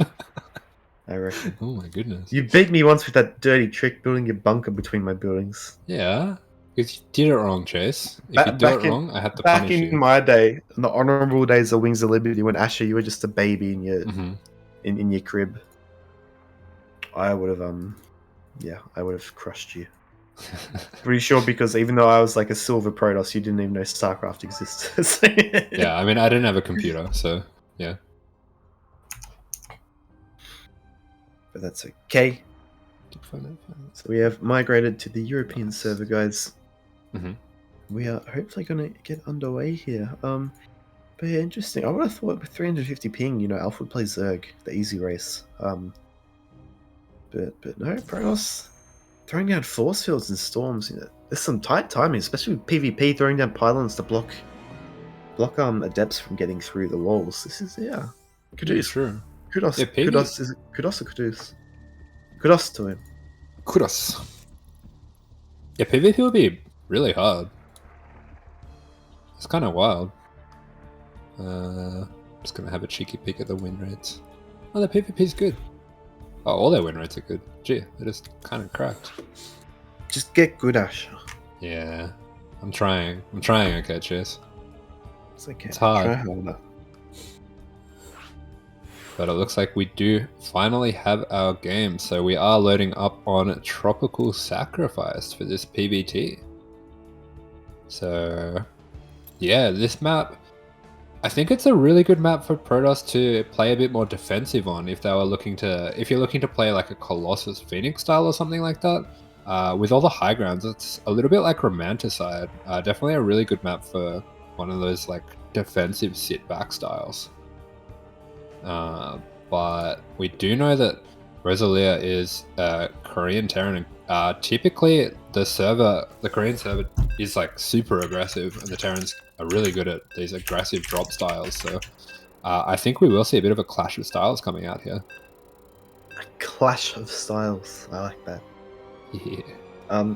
Sorry, Ash. I got a new Fitbit from Amazon. I just checked my old results from like 7 years ago when I was in university. And it says my average time of sleep for October 2015 was 3 hours and 32 minutes. Oh. So I don't know if I wore it like more than a week, but anyway, here we go. Spawning in the top right position. How am I still functioning? It is the pink Protoss player representing himself, representing pink and the color of Protoss players everywhere. Also representing the people of South Africa. It is. Corey, you've moved. It's Alpha. She's like, it's Alpha. You're so mean. I'm a bully. Corey probably hates me. I would too. And spawning in the bottom left-hand corner of the map, the Korean Terran in the blue, it is Roselia. Give me the zoomies. Oh, Corey doesn't even trust you. You upset her. I have. Aye. I'm sorry, Corey. Please forgive me. I'll download Final Fantasy.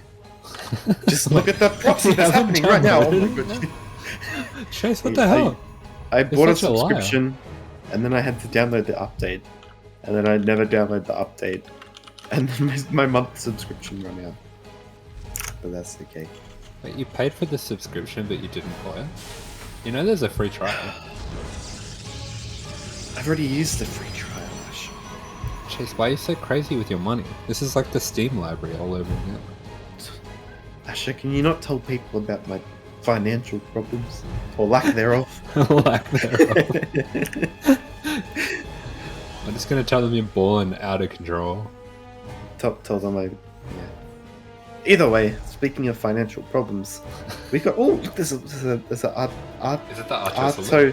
Artosalop, yeah. It's Artosis. Man, look how cool it is. If I click on it, will it die? I'm gonna click on it. Why would you kill Artosis? It's not working. It didn't build.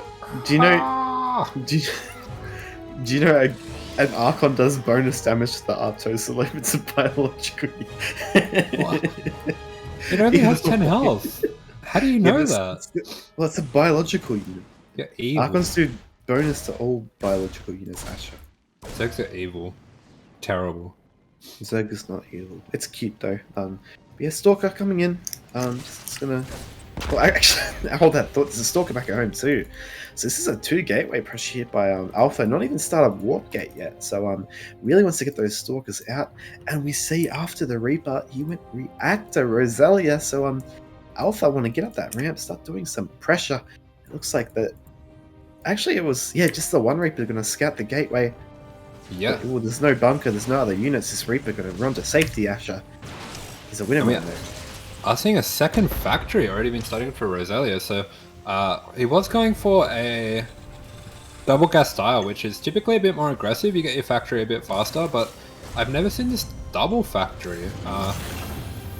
Weirdly enough, this is actually going to be really useful for defending these Stalkers, especially if these Stalkers are sitting back like this, and it does look like he's going to hit one of these mines.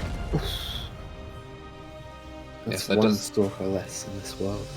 Yeah, it takes out the Stalker straight away, and with Roselia having the CC on the high ground already, this build, which is a pretty sneaky build, I think Alpha made it look a lot like a normal build back at home, while sneaking out that second gateway. To be honest, this is one of those builds that would have really got me, because I'd be looking at the Nexus and being like, is it late because they're bad? And then it's not because they're bad, it's because they're smart, and they've got 2 gateways, and then I'd die. But Roselia is smarter than me and builds the CC on the high ground, and it's nice and safe.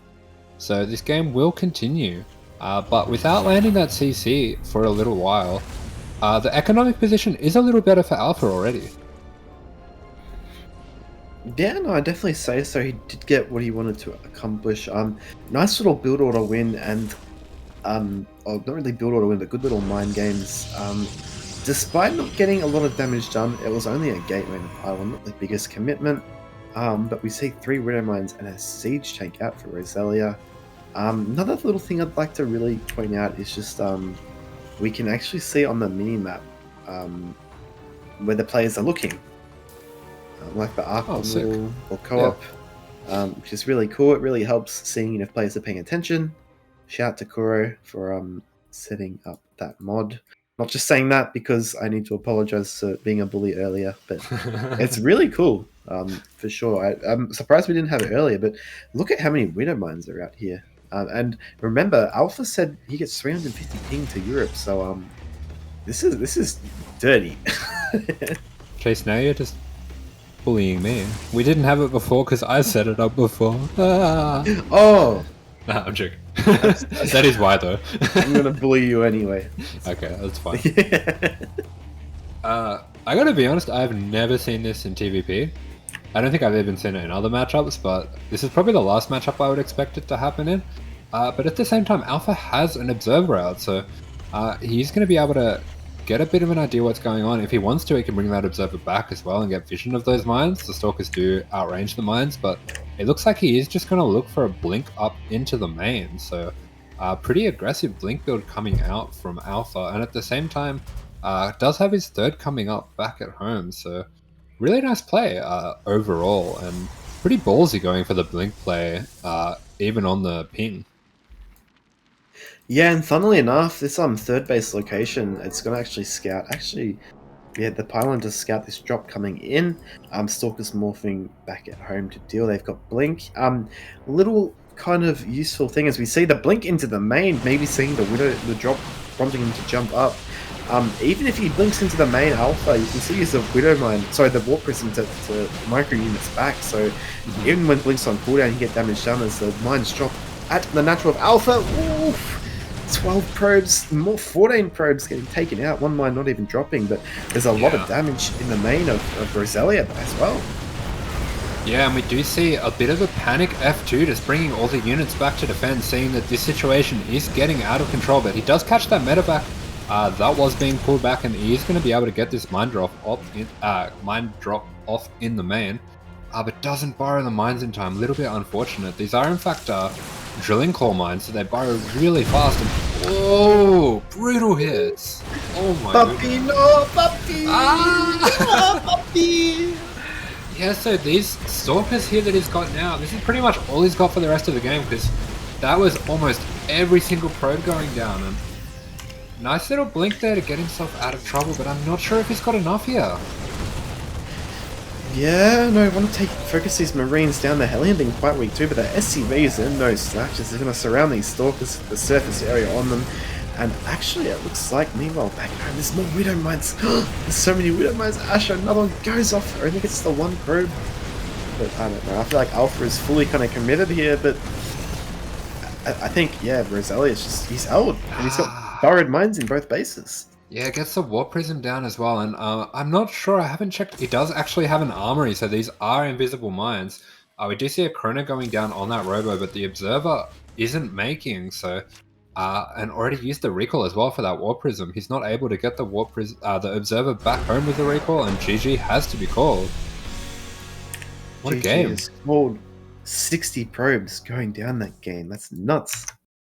Yeah, that was an insane game. Like, I want to put it out there, Protoss players do complain about Terran a lot, and one of the biggest things they complain about is mine drops. And it's pretty understandable, because you can just be looking away for 2 seconds, and the mines drop, and they kill everything.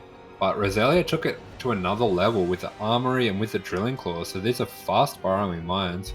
That response time that you have to have becomes so much shorter. It's a really, really difficult build to defend. And we saw that even though he took so much damage from the Stalkers in the main, he pretty much destroyed the entire mineral line, all the mineral lines of Alpha, so pretty sick player. Yeah, especially when you take into consideration the fact that Alpha is playing on quite a bit of ping too, and already like the reaction time dealing with, as you said, the Widow Mines with the drilling and claw upgrades, the human kind of the human reaction time playing a tool too, really kind of smart build choice there by Roselia to play that kind of style. But yeah, it's going to be interesting to see how Alpha bounces back. I'm not sure if we're going to be jumping to another kind of server or map. But I think, I don't know, it's going to be... Yeah, it's going to be quite interesting just to see how this series unfolds. Yeah, and we do have our next coming up. So looks like we're going to go to Cosmic Sapphire for this one. So this is a map that we haven't had yet. This one's, I think, the biggest map in the pool as well. So this should be, yeah, definitely. I want to say it's going to favor the Protoss in this case, but those kind of builds with the mine drops, it does help to be a little bit safer at home, and obviously the longer rush distance is going to help keep you safe. I would normally say that it would favor the Protoss, but I kind of like the bigger maps for Roselia in this case. Yeah, I'd say so. On the flip side, there's also the fact that Harass takes a bit longer to get across the map, so those fast kind of builds, that hit timings will be a little bit more delayed. But yeah, Cosmic Sapphire, it's a really, I'm not the biggest fan of the map. And I brought this up with you previously, Asher. You said, "What do you mean it's a Zerg map?" But just the base layout, it kind of, yeah, it encourages. Encourages a lot of left or right side of the map kind of play. There's not a lot going through the middle. There is rocks you can take out to open up paths and avenues, but I feel like I'm going to be seeing a lot of fighting on the wings, and therefore the expanding pattern of both players is something that it's gonna, if it doesn't affect the mid game, it will kind of dictate how things play out in the later stages of a late game scenario. So yeah, we'll have to see what the players decide on doing, whether Roselia tries to go for a quick, 2-0 victory, or if Alpha's gonna, maybe do something cheesy himself. Yeah, for sure. And one thing to point out, this map does actually have a gold base as well in the bottom left-hand corner, so that is something that Protoss can utilize. True, gold base. Speaking of gold, we have got spawning in the bottom right. The Golden Armada himself, representing himself. The color pink, as the probes are wearing themselves. It is Alpha. I like probes. They're kind of cute. Oh. And spawning in the top left-hand corner of the map, the blue Terran. He is playing for Yukina Gaming. It is the Korean player, Roselia.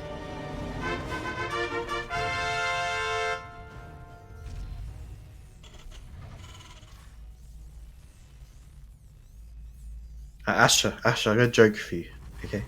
No. I got a joke. Okay, you ready? Yeah. Kuro, do you want to hear the joke? Yeah, Kuro wants to hear it. Don't tell it to me. I don't want to hear it. Okay. Are you typing? No. I'm trying to think. Okay. A probe walks into the bar, and it goes straight to the bathroom. And 15 minutes later, the bartender, it says, "Why is the probe not left yet?" And then another 15 minutes pass, and the probe still hasn't left. So the bartender thinks, "What is he doing back there?" So the bartender goes to the bathroom. He opens the bathroom door, and he gets shot by 16 different cannons. The end. Okay, that's a bad joke. Kuro, did you like it? I think she's shaking her head right now. That's okay. Meanwhile, I think she's gone, man. She's gone. She's gone. staring at the probes. She's just gone home. She's turned the computer off. God. No, she's back. Oh, there we go. Wow, you're stronger than I am, Kuro. I don't want to cast anyone. Chase, take it away. We have interesting this map. We have really tight kind of choke point. That really kind of promotes. It's pretty easy just to wall off with the two gateways. The probe, if one gets to the bathroom, it kind of squeeze a little bit to get through the front door. So two bounces either side of the bathroom. Yeah. I don't know why the bounces are outside of the bathroom, but exactly right. I don't think they're doing their job if the cannons got up. Not really. Yeah, no, I'd agree. But yeah, Reaper comes in, shield battery in the mineral line. Now, what does this kind of tell you, Ash? As a Terran player, seeing this, it means they're preparing for something. Yeah. Do you prepare for aggression, or is it, they suspect something? Shield battery in the main means that they don't want to leave any of their units at home. Usually it means a proxy Stargate, but in this case, we can actually see Roselia was making, Alpha was making units 2 at a time, so they actually made 2 gates on their low ground here, and just looking for a lot of aggression here. But Roselia gets that bunker up in the main really quickly, evacuates the SCV into this CC down the bottom, even lifts the CC to prevent any extra damage. So this really isn't going to get anything done for them in the meantime. Yeah, no, the Reap. Oh, Reaper needs to be careful. Good reaction time by Roselia. Shade does come up. Can scout the bunker. I think he saw the factory. Yeah, notices a factory as well. And we see 2 more barracks coming down as well as a starport. Meanwhile, across the map, Robo being dropped by Alpha is getting a Stalker out as well. Twilight Council halfway done. Actually, more than halfway done. Looks like we might be seeing Blink. Yeah, I feel like so far in this game, Asher, we haven't seen anything too wild as the Cyclone pops. It's a pretty kind of normal looking opener for both players. Nothing really, you know. Protoss has lost maybe a little bit more than they would have liked, lost 5 workers, but it's a pretty, you know, pretty calm game so far. Yeah, it's a pretty game. I think in the end of this, Roselia's gone for a very safe build, and Alpha's gone for a pretty aggressive build, but until now at least, Alpha didn't commit too aggressively. So I would have said the game was very even before. Now I think it favors Roselia just a little bit, but this is more because of the timing that they're going to have coming up soon. So with those 2 extra Raxes and with the factory as well, he's going to be able to get Stim and Combat Shield started right away. We see that started up right now, and it's going to have a very strong timing when that all finishes up. But at the same time, on the side of Alpha, we're seeing the build that he used against Yaku in the game before. So going for the 4 gates and the charge, and I'd expect to see a 3rd base coming up behind this as well. And we saw against Yaku in that game previously, Alpha did a very good job cleaning up that push. So I'm sure he'll be more than ready for this one. Yeah, 100%. We do see a prioritization of the Raven for Roselia. I would have maybe thought to see a tank or 2 just to put some pressure on the front of that Alpha's base, but again, we did see, you know, a Robo, so an Immortal probably shut that down reasonably quickly. So either way, not a big kind of thing. We don't mind, nice choice. But yeah, there is that kind of choke point, and Alpha he's going for Blink, doesn't really want to commit just to charge lots, because if they get caught in their base or against like kiting by, you know, they're not the greatest unit unless you've had a pretty clean early game. You can get your momentum going. I feel like the 3rd base for Alpha, and you'd be more familiar with this, Asher, I feel like it's a little bit late, maybe delayed, but the fact that it's a 2 base kind of build here by Roselia, I think that, you know, that's kind of fine, and it's just going to come down to this timing attack that Roselia's going to go for. There is Stim finishing up. There's no +1, however, but once his medevacs pop, I'd expect to see actually he's moving out right now. So double scan, well, to see where the army is. Yeah, just wants to see exactly what's going on. With that 3rd base, it is a little bit later, but I kind of like to see this. I like to see, you don't need to go for like the pro gamer third timing, because pro gamers are so good at the scouting, so good at all their macro. They're going to have enough units to defend everything. I don't mind taking your 3rd a little bit later just to get that army supply up a little bit, but at the same time, this push is a really nice timing coming out from Roselia, and there just aren't enough units here for Alpha to defend. He does manage to bring it back to his shield battery overcharge, but oh, this is a very one-sided fight in the end, and G is called. Yeah, very decisive timing there. Actually hitting, you know, getting the Raven ability, whatever it's called, off and just hitting it. Oh wow, The Dorito timing dust. there. Yeah, I was gonna call it Dorito dust. You can call it Dorito I was trying dust. to think of the actual name of it, but It's yeah, damn, really. Mm-hmm. Yeah, really well played there by Roselia, and that's a 2-0 victory. He will move on. Asher, you can do the honors of the bracket. Not now, though. Not now. Not now. You'll spoil it. Okay. Well, we do have Roselia then, moving on, and we'll be facing the winner that has been waiting there for a while, which is Mizenhauer, but it's not over yet for Alpha. Alpha can go down to the lower bracket, and we've seen that Alpha is a very strong player, so I do like their chances working through that lower bracket. It's really nice for this tournament that you do get a lot of play out of it, so yeah, definitely encourage anyone in the chat, if you're Diamond, if you're Plat, even if you're Gold or Silver or Bronze, just to give it a go, because you do get at least 2 games. Even if you bomb out of all your games, you're going to get a lot of playtime. So these are a really fun thing to do, just to, you know, just get a few extra games in against some pretty strong players. And that's indeed it. And you got like the good thing about having a bronze to diamond tournament like the Sea Duckling Open is even if you're not a diamond player, it's a great experience if you like to kind of be in that tournament setting. It is quite unique compared to, I guess, your ladder game. You know, there's preparation and there's best of threes, so you think about the series a bit more. But yeah, it's great to have people. If you want to get involved, we love having you in the chat, but we'd even love you as well if you want to go into the play in these tournaments too. And it's a really good experience. We're both tournament players too, Asher. But yeah, for sure, you know, sign ups. And if you do manage to work your way through and get to the final, there is a little prize. I believe it is for the Sea Duckling Open. It's a choice between, correct me if I'm wrong, Kuro/Asher. You can choose an announcer or a co-op leader or a 2 Twitch subs for a month. I'm just gonna check if Kuro's roasting. Yeah. For getting No, it wrong. you're right. You got it. I did it. I had open what the prizes were, but I was kind of enjoying listening to you struggle through it. So I did it with my brain. Your big Zerg brain. Very good. Big tiny Zerg brain. The most powerful walnut of all. That's it. But yeah, guys, if you just want to like. The CranKy Ducklings wouldn't be running these tournaments if it wasn't for your guys' support. With Patreon as well. Shout out to our Patreon supporters. But you know, the community, it's a really nice community here, and we support each other. It's a friendly kind of environment to get into. So there's no better way to start your tournament playing days. That's right.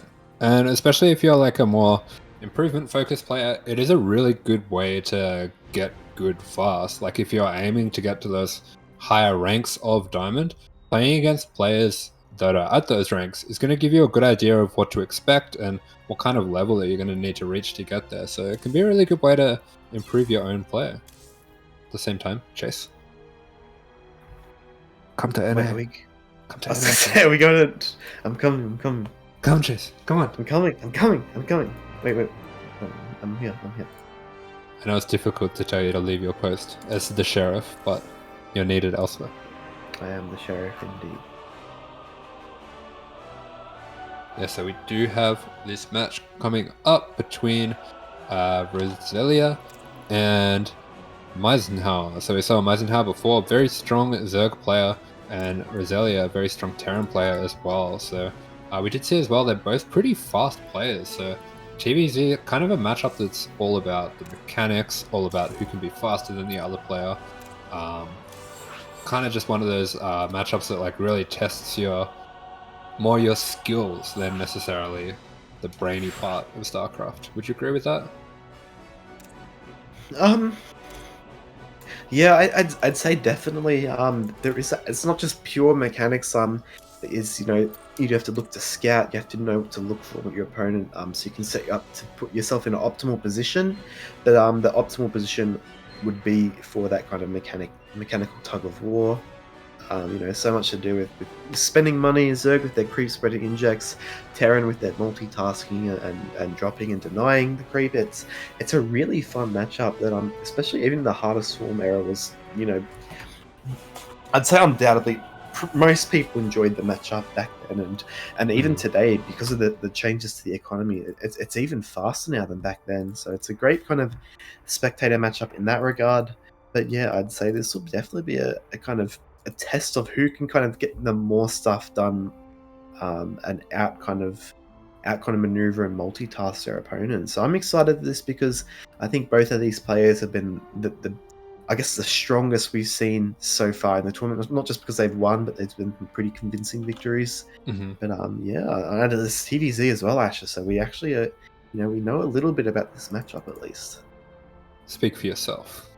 I don't know anything. 19 drone 8, go. Yeah, I think this map as well, this is a really short map. I think it's the shortest rush in the pool. We already have some other very small maps, so this should be a very aggressive game that we've got coming out from these people. So I think as well, now that we've seen that Mizenhauer has in their wheelhouse that Ravager cheese, I wouldn't be too surprised to see some more aggressive builds coming out from them. I know these two players, they did play in the last Sea Duckling Open, which Roselia won in the end, so might see some little bit of meta, little bit of mix-ups coming out from the players. Indeed, we do. Hopefully we do. Love seeing some kind of, the player's own twist on the traditional play styles. Speaking of players, here is one in the top left, playing for YKNG. Apologies, I don't know. I guess it's a little anime girl for Mask. Very, very responsible. Gotta look after yourself. Dyed hair. Dyed hair. Kind of something you'll see familiar in animes. They do have some wild hair. As well, the nice amber gold eyes too. But yes, it is the red terror. It is Roselia. I thought you were making it up with Kuro. I thought you weren't going to do this again, Chase. Sorry, I just saw an anime girl and my inner light came out. Spawning in the bottom left-hand corner. Playing for Clan Booty with the avocados next to their hatchery. I've got 3 of those avocados, but only one of them has a pit in it, so I guess maybe it's 2 avocados, but one of them's cut in half. And then we do have a little predator icon down the bottom. I don't know is Blizzard allowed to do that? It's kind of crazy. We have the yellow Zerg. It is Mizenhauer.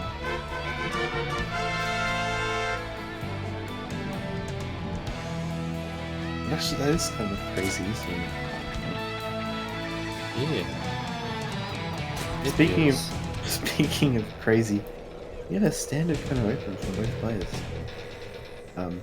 Is it? I think it's the full first. Full first? Oh, maybe it is a crazy opening. Oh my gosh, Asher. Are you sure you play Zerg? No. Oh my god, that's a Roach Warren.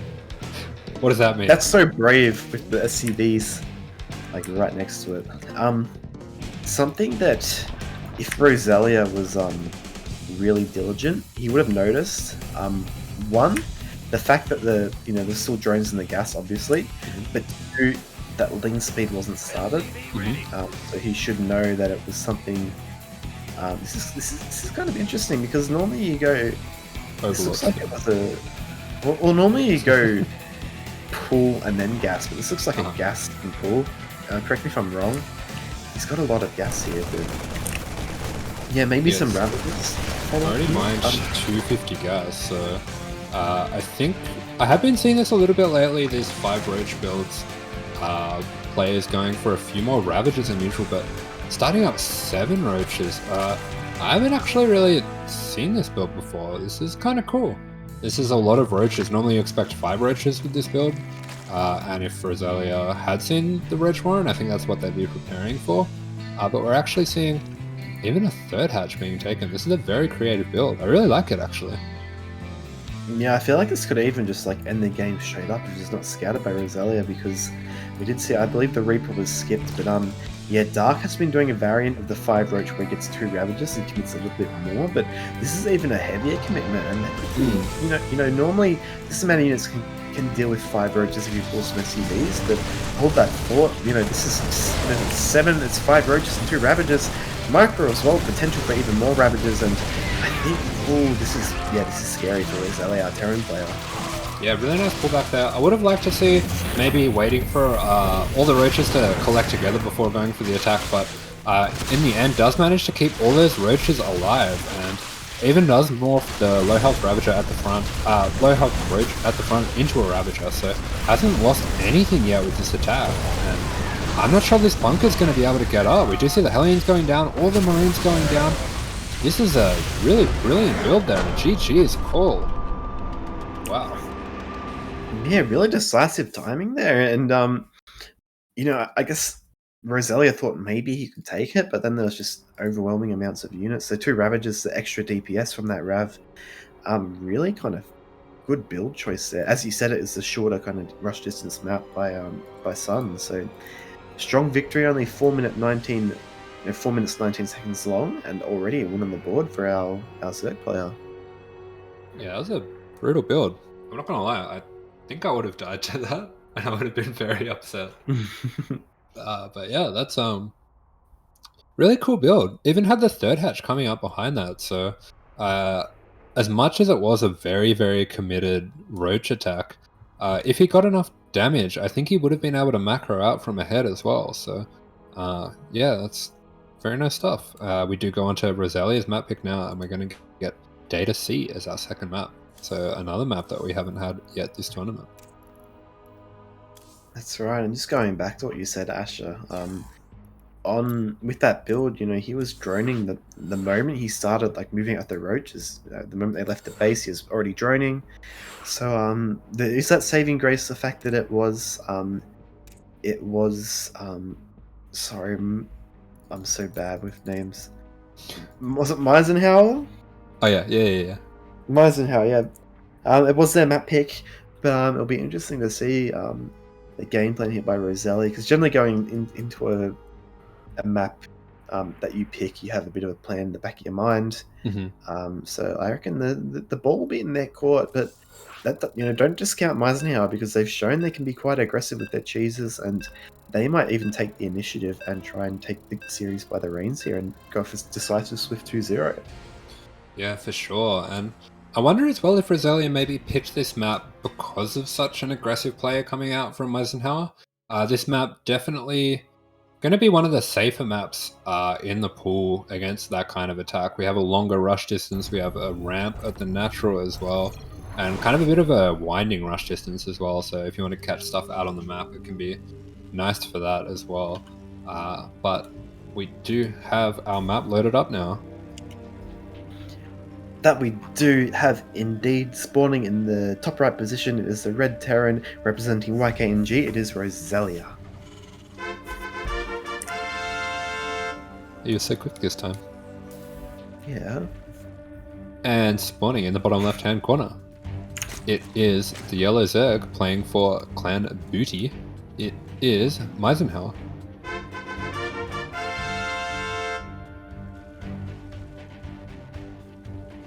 They're making drones. They're making lots of drones. Drones? Yeah. Do you see the hatch first coming out from Mizenhauer? So it does recognize the properties of this map as well. Going for a bit more of a standard macro opening so far. And we are going to get to see a little bit more of what these players can do in a standard macro game. Everything looking very normal so far. Well, just going into like the psychological kind of like mind games, the meta going on here. When you open up and you throw out a build that's kind of a little bit cheesy, it throws your opponent off and it works. It's the map picker Roselia, but he's got to have the back of their mind: is my game plan for this map, which obviously is quite a large macro map, there's a lot of bases. Are they going to permit me to kind of to do my game plan, or are they going to throw something out a little bit crazy? Because we did have. I believe it was last series that Mizenhauer played, how he went against his opponent's map pick, went for that one base Ravager. So we do see a Reaper opening up first here, a little bit more safer, nothing too crazy, small. It might not even be something that Roselia is kind of considering, but it is something when you play against an opponent that plays a little bit unconventional, you do have to keep wary of, and you might have to refer to a plan B or plan C. But yeah, meanwhile, Mizenhauer is just playing pretty standard, but the first deviation we see keeping on gas in the main.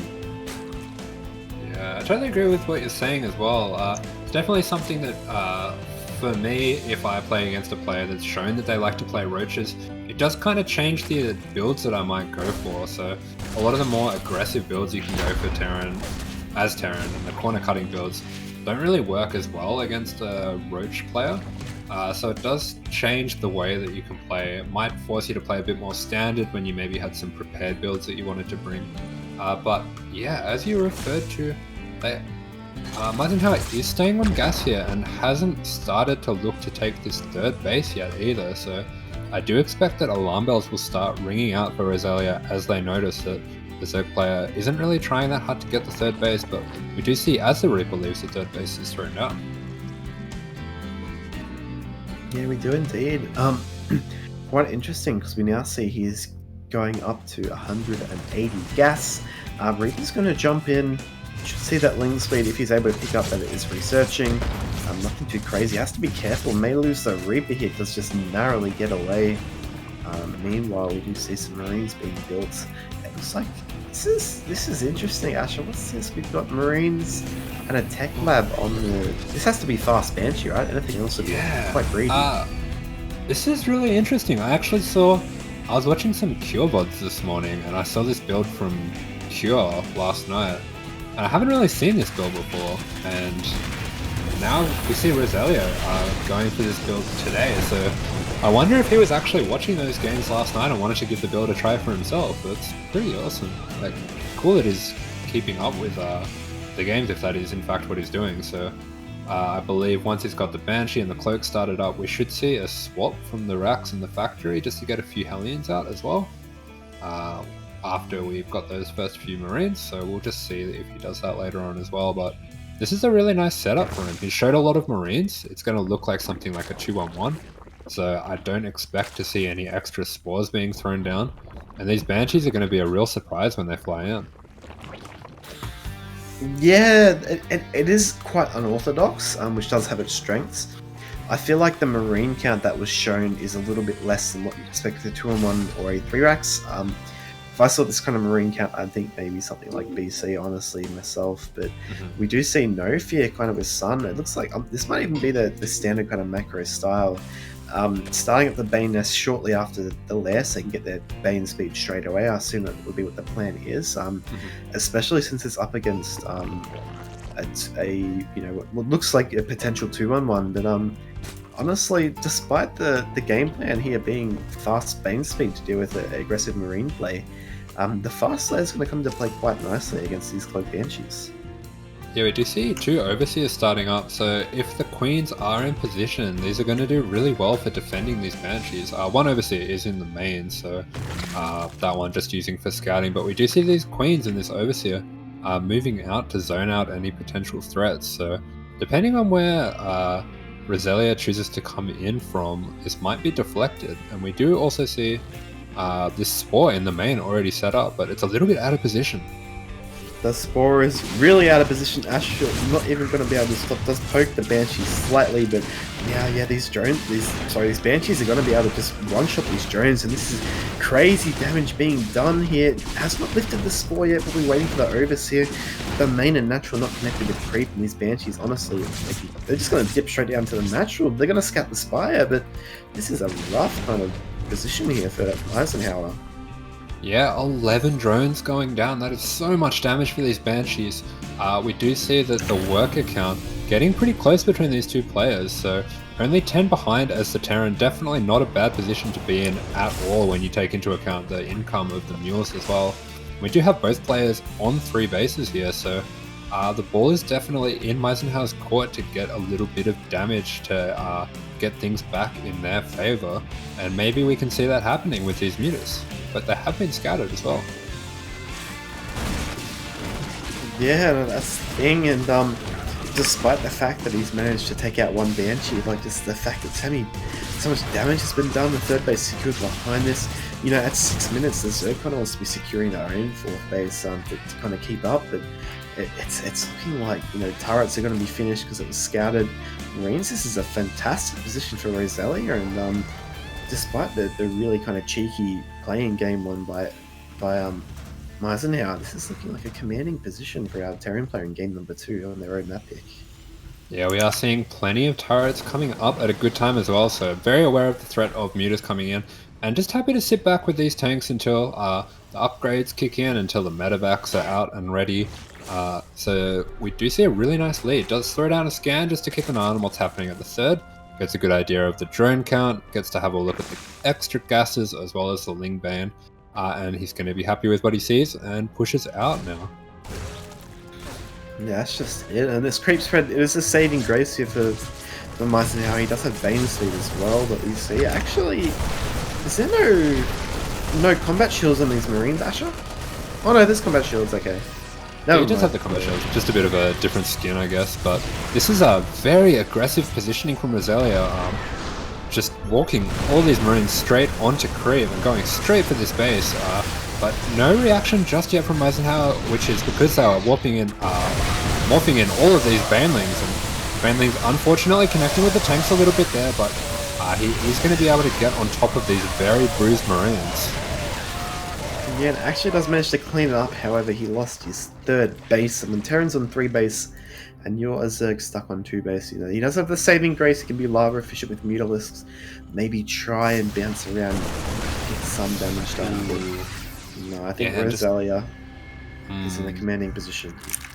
Yeah, absolutely. Another Muta going down there, and that cleanup, while he did manage to clean it up, it was a very expensive cleanup, spending so much money there on the banelings, and also losing quite a lot of Mutas in the process of that defense. So, yeah, like you were saying, while the supply is quite close, without the lava from that 3rd base, it is going to be very difficult to get up enough units to really contest anything that the Terran wants to do, and the Terran is going up to 4 bases here.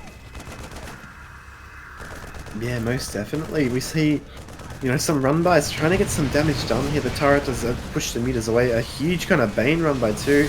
But it's just, you can't afford to be this close and efficient. Off creep, trying to get damage done. It's not going to happen. And the meters being shooed away. There's turrets everywhere. The flock is going to be pushed back. And despite buying a bit of time, Asher, you know, there's that army value. This Marines can just do so much damage. He needs to spread creep, and he needs to be super cost efficient at this point. Yeah, this is a brutal spot for the Zerg here, with that 3rd base only just finishing up once again now. The creep spread is really nice. Got to give credit where it's due to Mizenhauer here. They did manage to respread that creep really quickly, and that creep tendril is stretching all the way over to that 3rd base, getting very close there already. So that's something that's going to help them out a lot. It's going to catch the push coming out before, like well before it gets to the bases. But we do see this telltale scan on the 3rd, which, from what I've seen so far, usually means that a push is about to come.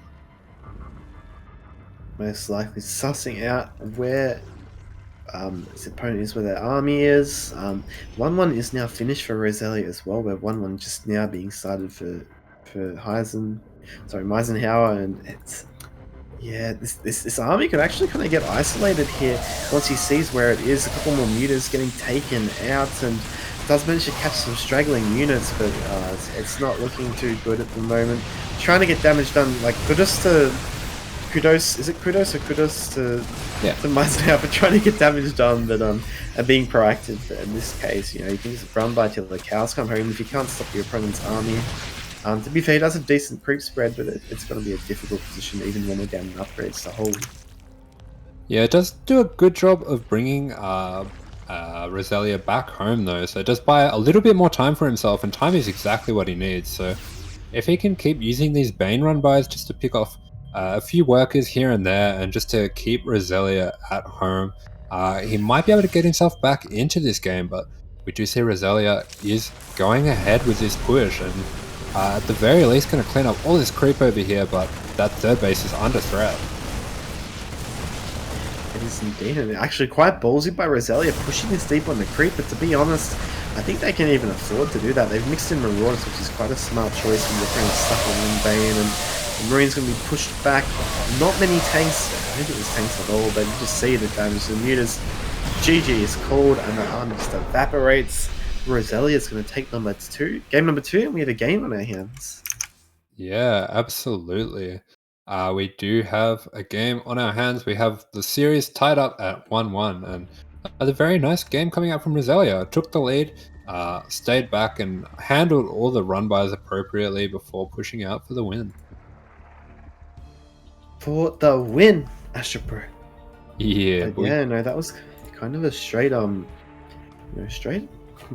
straight shooting game, I guess, when you delay you go layer that fast, because obviously the earlier that you invest in gas, the bigger the impact it has on your economy. It delays everything. It's like, say, if your spawning pool is 5 seconds late, you know, your queen's 5 seconds late, your inject's 5 seconds late, etc., etc. When you get gas that early, it is actually quite an investment, and it didn't pay off at all, because some fantastic Banshee micro by our Terran player. And, you know, the fast Bane speed was great, but it wasn't practical at all, because there was no really attack where it was required. So maybe a switch up of plans in game number 3 here, or maybe not because it's Waterfall, but I'd definitely be scouting a bit more if I was Mizenhauer to see what Roselia will bring to this game number 3. Yeah, 100%. Chase, I want to leave you in charge for a sec because I can smell burning and I need to find out where it's coming from. So I'll be right back. Burning? Yeah, I think my neighbor. No. Anyway, one sec. Oh no. Hey, guys. Psst. Wait, Kurei's still here. Oh, let's get Kurei. Come here. Asher sucks. Oh, unbelievable. Don't tell him I said that.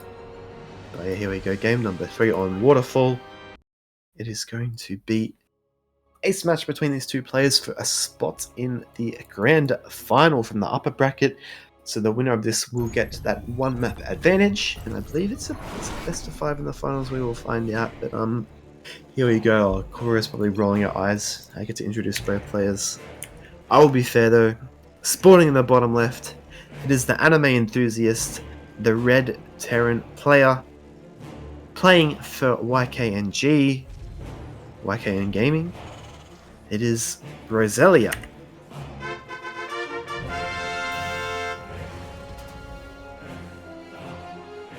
And spawning in the top right position, representing the booty stand himself, it is Sun, aka the Yellow Zerg Mizenhauer.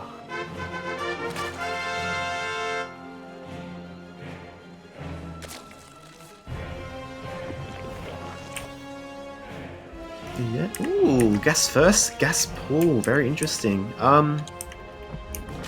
It looks like, could this be a repeat of the previous game? We'll have to find out.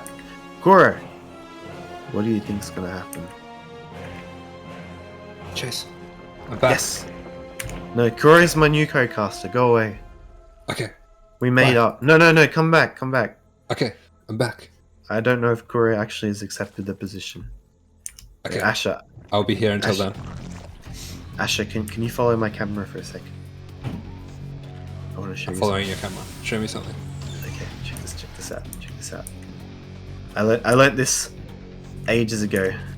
Oh, wait. This does not translate well to radio casting. wait. What are you doing? Why are you spinning? Oh. I did it! Yes! Oh my god. I wonder if Kurei's looking as well. Oh shit! Oh, I'm so proud of this community. Wow. You're doing so well. We learned how to spin. Incredible. And then, meanwhile, stuff's actually happening. No. Don't worry about it. Your spinning is very important. You've done a good job. Look at the gas guys. Hey, the gas guys have got booty though. But yeah. The camera's a little scuffed. I think you broke the cast, Chase. I think I broke it indeed. I think you need to tell Kurei how to fix it. We're fine. I think we follow. Oh my god, the spawning ball there. It's beautiful. I think I broke Kureiton. Chase, you what have you done? I don't know. What have we done? That's well, okay. Meanwhile, I fixed it. You broke Kureiton. There's roaches. You broke the car. It's Kurei's. No, Kurei's fixed. Okay, Kurei's back. We're back. It's all good. We broke Kureiton. Oh. We have roaches, puppy. We have 8 We do have roaches. Mamma mia. We do. We have so many roaches. I think we have 8. So this is very reminiscent of the build that we saw in the first game, and I can definitely understand going for that again after such success. And this is a brutal timing that is worked out here. It's a really cool build, but at the same time, we do have slightly better preparation for Roselia this time. Maybe anticipating what's coming here, does have 2 starports and does have a tech lab ready and does have a tank coming. So if he can just hold off, he does have a better idea now of just how committed this push will be. If he can hold off for long enough and get this tank out, he has a much better chance of holding this time. Yeah, indeed. We do have to kind of point out that 3 SCVs have gone down already, which is not great for Roselia. But yeah, this is a lot of units, very committed, and this is the same map, the same even spawns against Kureiton, so this is scary, but the tank is out. Is this going to be able to help? It looks like for the moment the wall goes down, but can he get through? The SCV's holding firm, and I think this might even be a holding for Roselia.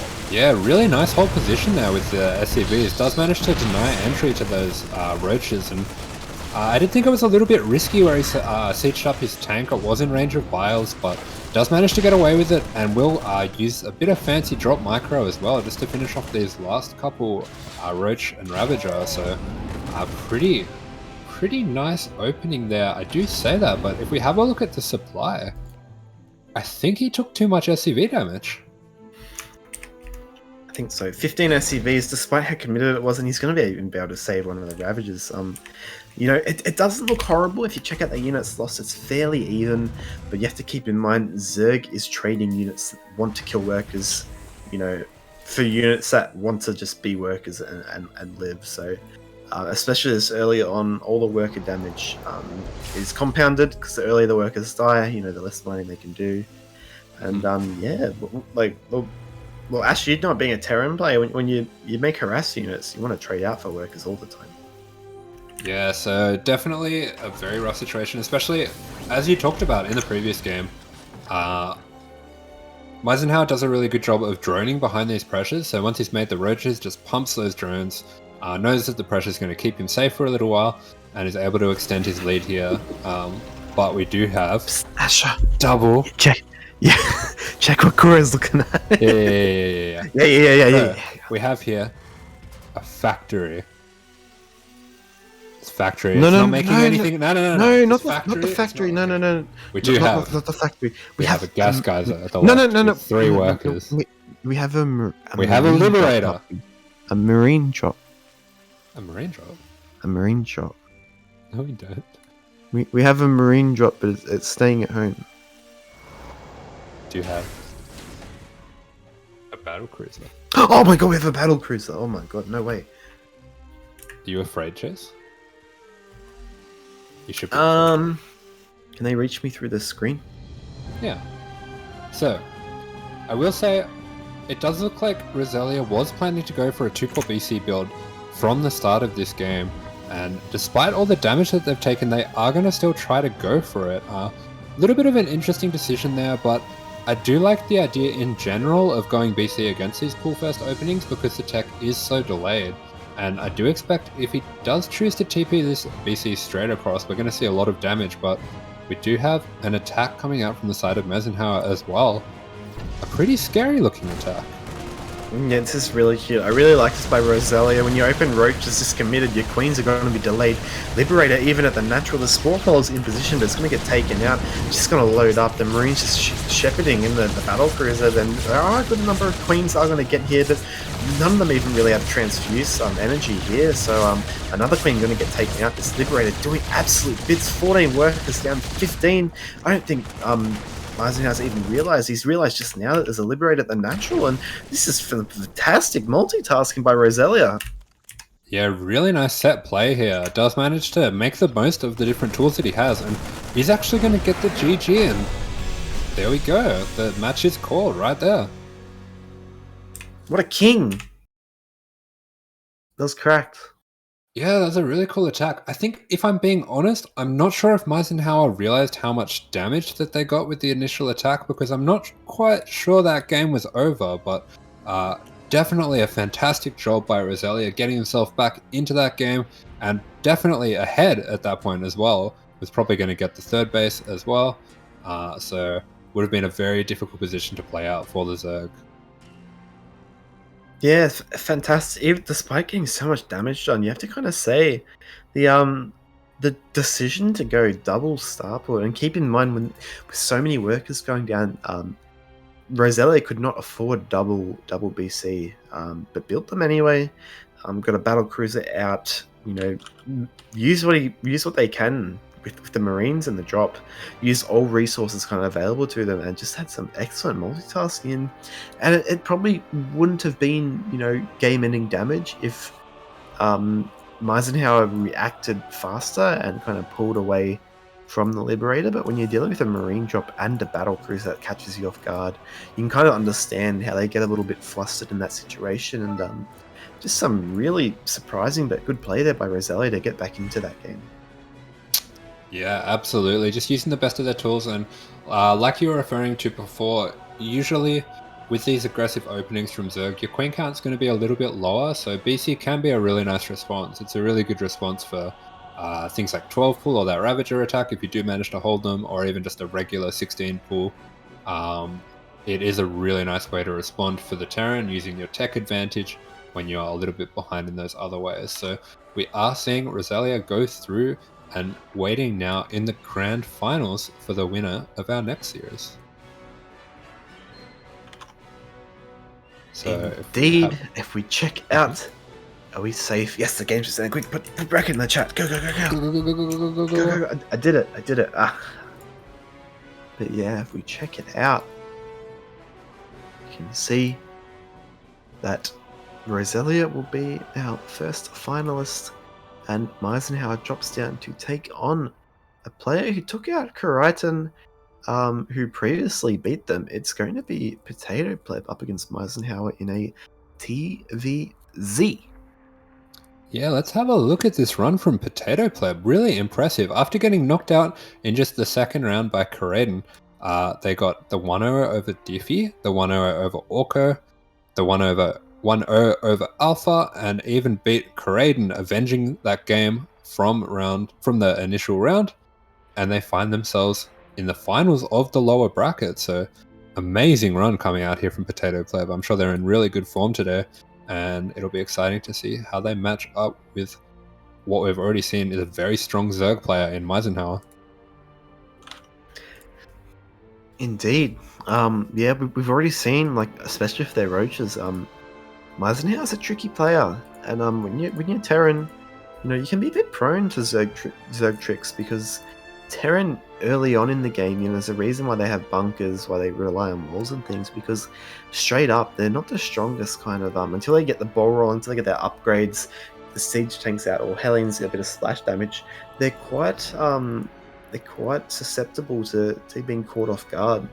But in the same space, so is the Zerg players. We saw in that last game, as Mizenhauer just got dismantled by some superior multitasking there by Roselia. So I'm kind of keen for this next series, not only because it's a TVZ, but I feel like these players, it's going to be Potato's more kind of upfront kind of play, going up against the trickiness of Mizenhauer. Gonna be honest, just like you were honest with me before, and I appreciated that. I stopped listening when you said Terran's not the strongest, because I heard what I needed to hear. Yeah, but I said Terran's not the strongest at the start of the game. No. They're just not the strongest. No. Okay, yeah, fair enough. That's okay. But I also said Zerg Zerg can get caught off guard as well. Is it Partisan? I'm not biased either way. Partisan. Isn't that a cheese? Parmesan. Parmesan. You're Parmesan. Parmesan. Oh no. I'm a Parmesan. This is why we need to let you have enough sleep, Chase. This is why you need your naps. From Parma. This is why you need your naps. This is why you need your food. You need your... What else do you need? What do you need, Chase, to be happy? I need to fix Kura's camera because I saw on the replay she was sitting there upside down in the same spot for like 10 seconds. I don't know how you managed it when you're not even observing. You managed to destroy the observing by proxy. It's just a trick I have up my sleeve. But yes, guys, thank you for staying with us. We appreciate all of you coming and watching. To obviously the Fusion Core new meta Camper Chess. Just a reminder, if you'd like to support us, like you're supporting us just by being here, you can sub to the channel, you can donate and become patrons. But we do really appreciate your support. We wouldn't be here without you guys, kind of, being the people that we do this for. CranKy Ducklings is an affair of love. Is that the right thing? That sounds a little seedy. Yeah, that sounds alright. It isn't it's something that Light and Kuro, Stillmore, who unfortunately is not with us due to personal issues, that's why you're stuck with us, you poor things. But everyone at the CranKy Ducklings, we appreciate you, and we appreciate you viewers. So thank you. Don't mean to get sappy, but it needs to be said. You guys are the homies. and sorry that we are here instead of Seal. I'm sorry for existing, but we love I'm you. sorry, puppy. Yeah, so Man, I want to see Steel's puppet say puppy. is that one of the things it can say? Is it possible? I don't know. How I would feel you like the pronounce puppet, it? it's got a mind of its own. I don't know if you can Oh. make demands of it. I mean, whenever you mention the puppet, it starts brushing itself. So you know, it is sentient. Okay. It is a smart puppet. Yeah, I mean, as Chase was referring to, we do have the Patreon down there in the chat. There's absolutely no obligation to contribute to that at all, but especially when we do have the tournaments going, a lot of that money does go straight towards the players and does also go towards the costs that the CranKy Ducklings have. The CranKy Ducklings do have a pro team as well, so we've got players like Oreo and Starduck and Vindicta. Even the brand new player Dolan, so a lot of very good players that they've got there that play in team leagues, represent the CranKy Ducklings as well in tournaments, and some of that money does go towards helping them out as well. So yeah, there's a lot of you're supporting a lot of StarCraft when you contribute to that Patreon. But of course, we are just happy to have you here. Meanwhile, looks like Indeed. we do Well said. have our game. CranKy Duckling AsherBro. Quack.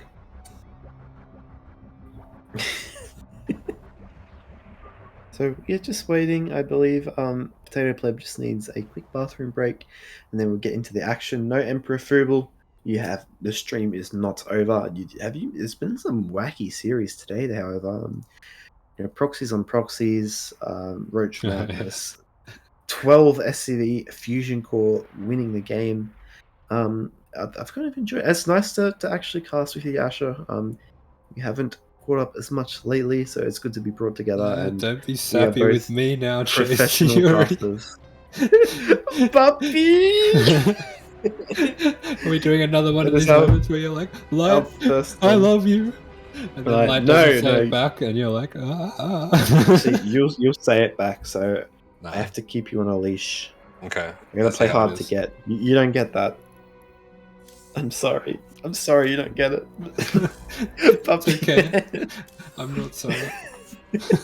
I'm gonna be careful now because you'll probably clip this as well. I have to be careful what I say. No, it's okay. You had your clip moment. You had your probes in the bar moment.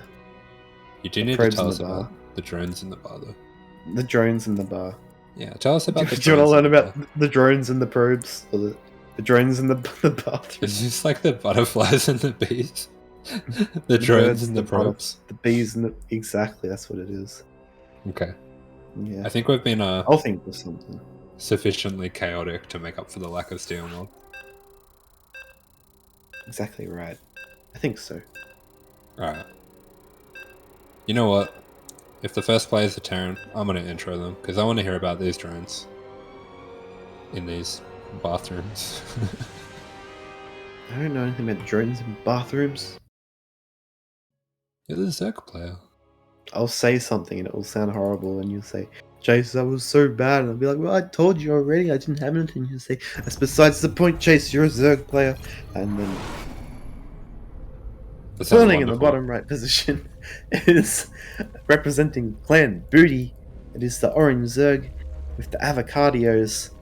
It is Mizenhauer.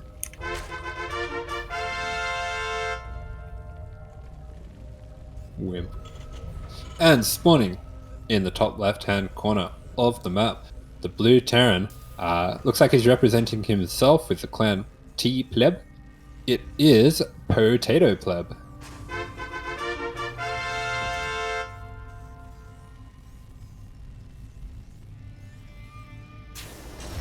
It's okay, Chase. You don't have to tell me about the drones. But if it comes to you... If something comes... I'm here for you, if you need to talk about drones. Alright, I've got one. Okay. I've got one. Okay. A drone walks into a bar. Oh my god, she's dialed She's ready. A drone walks into the bar and asks to go to the bathroom. And the drone goes to the bathroom. And then 3 minutes later, 3 minutes and 51 seconds to be exact, someone storms out of the bathroom and says, "Help! There's a creep in the bathroom." And then the person goes back to the bathroom and sees a creep tumor.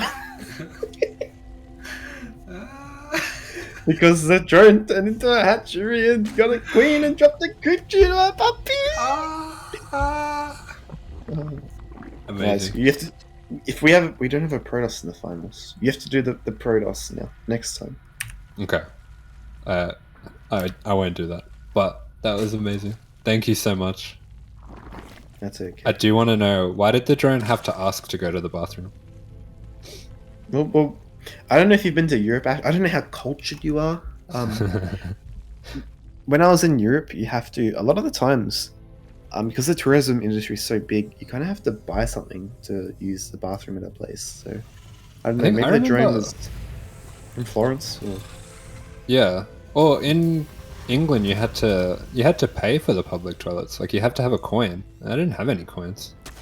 So the secret is, you ask what the cheapest item is, and you buy it. And then you say, "Can I go to the bathroom?" Because they have signs saying toilet is for paying customers only. Which I guess is fair enough, but anyway. You know what? You are very cultured, Chase. You've taught me something today. Thank you. How to pee in Florence. How to pee in Europe. Because otherwise, you'd be like, "Hey, can I use the bathroom?" Like, "Sorry, it's for paying customers only." And you say, "Oh, it's the cheapest item," and then they'll just tell you something that's expensive. So you gotta say, I would have got scammed. I'm poor. What's the cheapest thing I can get?" And then when they give it to you, you say, "Can I use your bathroom?" And they go, "I guess I have to let you use it." And you go, "Yes, you do." It's mind games, Asher. Yeah. Definitely just peed on the street once or twice when I was in Paris. You just admit to a felony. I only did it because everyone else did it. Didn't you? I was gonna say you got some Indomie noodles over to England. Yeah, I brought 40 packs. Legally, I might add. 40 yeah, I think it's legal. You didn't even bring me any. So I brought 40. You went there. Hey guys, lower final by the way. Starport's already built by the way. Talking about peeing on the streets of Paris by the way.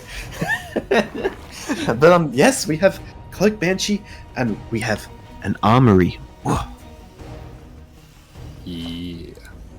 We do have, pretty fancy opening coming out from here. I think this might be for a bit of a Hellbat timing. So yes, a little bit of an older build here, a Hellbat Banshee timing.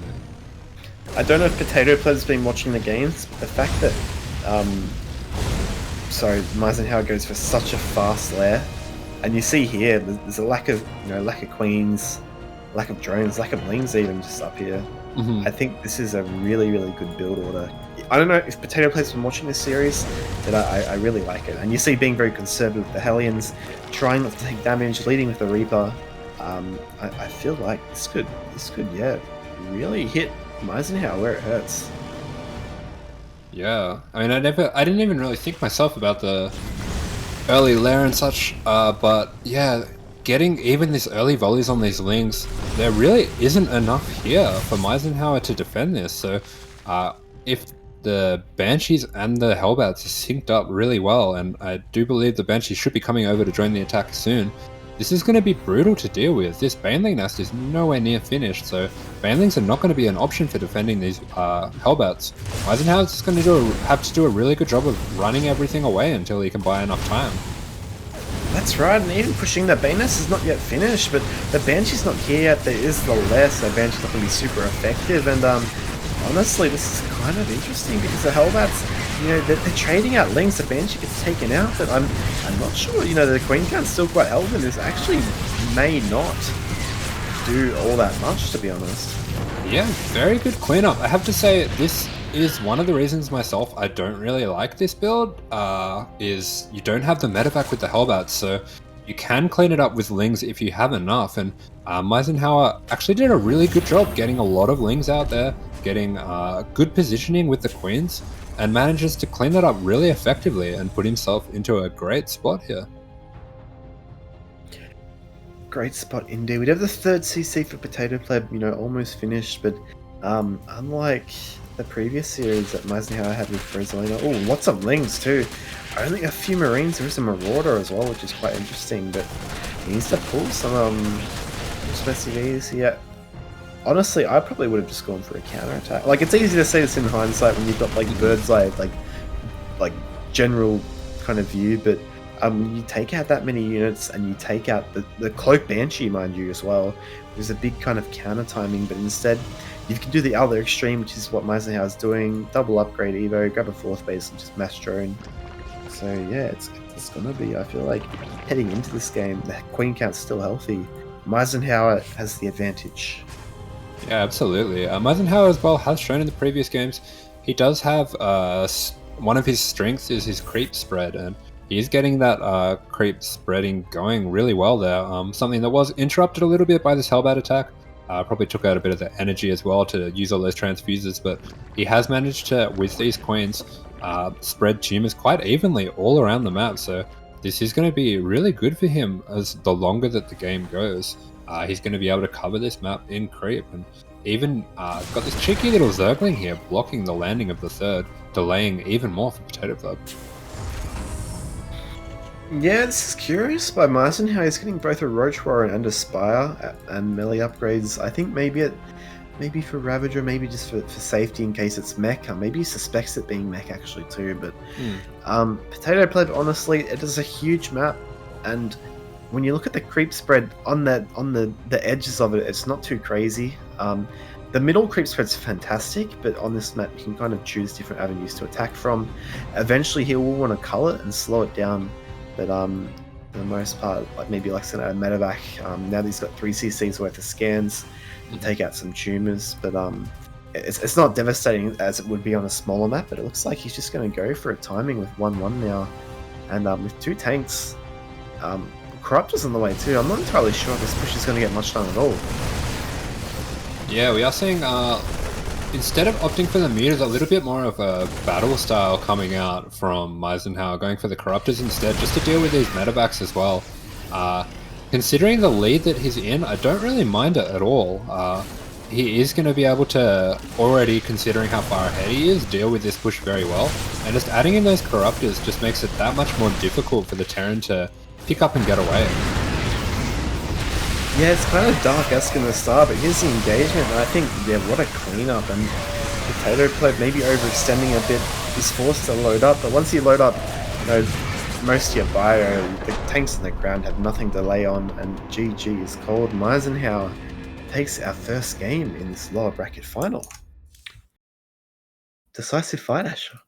Yeah, very nice. Both of us, when we were looking at that build, really thought that the Hellbat Banshee was going to get a lot more done. It didn't really look like Mizenhauer was properly prepared for it, but he did manage to make enough links just to slowly wear through those Hellbats, and it wasn't the most efficient trades ever, but considering that he was a little bit greedy leading into the defense, the fact that he was able to defend put him so far ahead, and PotatoPleb felt pretty all in, I'm assuming, went for the big push, and it was cleaned up and GG, so we are going to see a little bit of a different map. We're seeing Stargazers next, so this is a map that's really going to favor a player that's already shown himself to be really creative in PotatoPleb.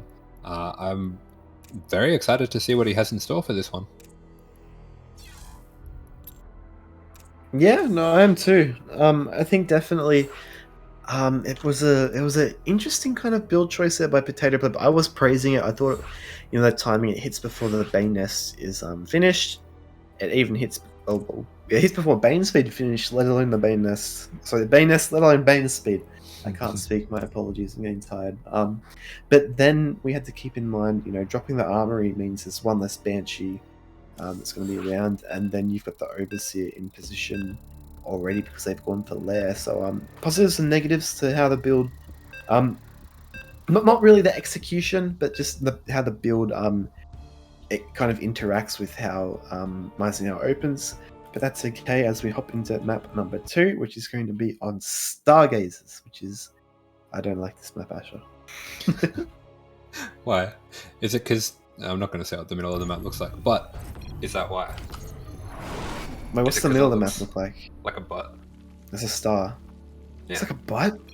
Yeah. What kind of butts have you been looking at?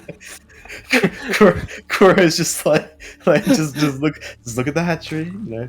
Wait for him to talk about avocados. Okay. It's gonna be okay. Zoom in. Zoom in on the avocado. It's all gonna be okay. We're not in ever that having him back here. right position. And she's so much restraint. It is. I guess she's been with Steelmore for such a long time. It is the orange Zerg player with the avocados representing booty. It is Mizenhauer.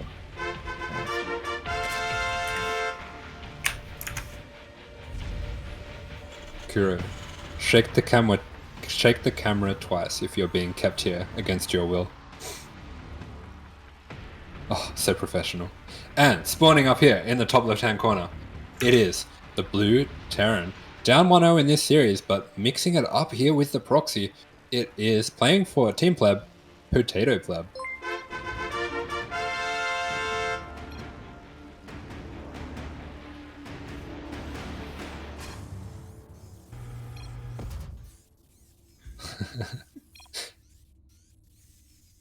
Oh, Sicilian Dragon. I wonder if Karen's in the chat. Karen would be really enjoying this chatter. I know Karen loves chess, but this is some masterful cheese chatter. When you're going for the cheese chatter, it's not important that you distract them or that you make them mad or anything like that. The most important thing when you're doing cheese chatter is just to confuse them. And I'm really confused. I don't know about you, Well, obviously you know, when they say something, you'd think your first thought would be, you know, this is what someone who's cheesy would do. But you know, half the time people just do that as a mind game anyway. But as we see here, there's no overlord building outside of range, and the fact there's 3 SCVs here is pretty self-explanatory. But they're kind of, you know, it's a pull first kind of. It's roach run actually by Mizenhauer, but I think all he really needs to do here, there is the back base, which is a saving grace, which is to contain, soft contain, don't commit unless you really need to, and then like keep in mind it's 3 racks, he kind of does have to pay. Sorry, I forgot. Yeah, I mean, just to be a little critical of the Overlord pass, these Overlord pass really aren't that great if you are getting proxy attacked by a proxy, but we do have, like you said, the saving grace that he's already going roaches, so this is pretty much the defense that you want to go for if you know that it's a 3 racks. So he does have the blind counter, and I guess for that reason, it doesn't really matter that he didn't see the proxy. He is going to lose this base, but as PotatoPleb has identified, that's not the goal here. The goal here is to do drone damage and potentially outright kill your opponent. PotatoPleb has surrounded himself a little bit here. Yeah, actually, he knows he's got the hatchery like pretty much 100%. Tried his luck pushing up the ramp, but you kind of see Roach's map is already out. I don't know. Maybe wanting to use the broodlings here, but the commitment here, maybe he gets a bunker if he's lucky. Actually, yeah, PotatoPleb's going to back off, and at this point, you don't really need to kind of be attacking here. You know, you're not, as you're just kind of trading out units. You've got the in-base you can fall back to. I'm not sure why he's considering to push the issue, especially against a 3 racks, but maybe he's not sure it's a 3 racks, so I guess, you know, I just hold the high ground, put the spine on high ground and hold, but no, Mizenhauer wants to kind of push the issue here. Yeah, definitely being very aggressive with these roaches, seeing that the hatch has already gone down. As you were saying, I probably would like to see him go back up into the main. It's a little unfortunate to not be able to get that counter pressure back. Definitely something that I'm sure he would have liked to do, but in the end, it's probably better just not to lose these roaches, just to hang on to them for the moment. And he is safe. He does have the option of taking that back base if he would like to do that instead to get his natural. So I wouldn't mind seeing him start to mine some of those minerals just to open up that option for himself. But it looks like he is committing to trying to get this bunker down. Yeah, that's right. We see a second spine coming as well. I guess it is a you know, decent contain on this side, but there is those minerals on the left side of the in base. We see racks lifted up now. The 2 bunches will make it quite difficult to break out of this position, but honestly, I feel like maybe Mizenhauer doesn't realize he can take the in-base. Actually, a bit of a commitment here by PotatoPleb. Doesn't really need to push here. But I'm not sure why he hasn't expanded yet, because we see... Actually, we don't see a command center for PotatoPleb. He's going factory and a starport. BC, question mark? Yeah, I think BC is the most logical outcome from this.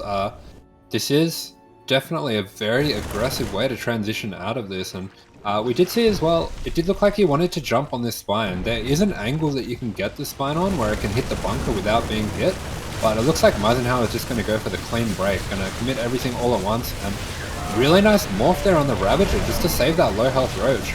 I really like that coming out from him. Does lose a queen for his troubles, but hasn't lost anything else so far, and very nice cleanup there. It does have a lot of units here for a counter pressure. Yeah, and it looks like we're probably going to see a Banshee coming out now. Yeah, Fusion Core, bit of a deviation from the plan. Mizenhauer, yep. Normally in this situation, despite it being a 3 racks instead of a 2 racks, you'd be kind of aware that a Banshee follow-up is quite popular. We see the racks back at home. Again, there's that in-base for the Terran player as well to take.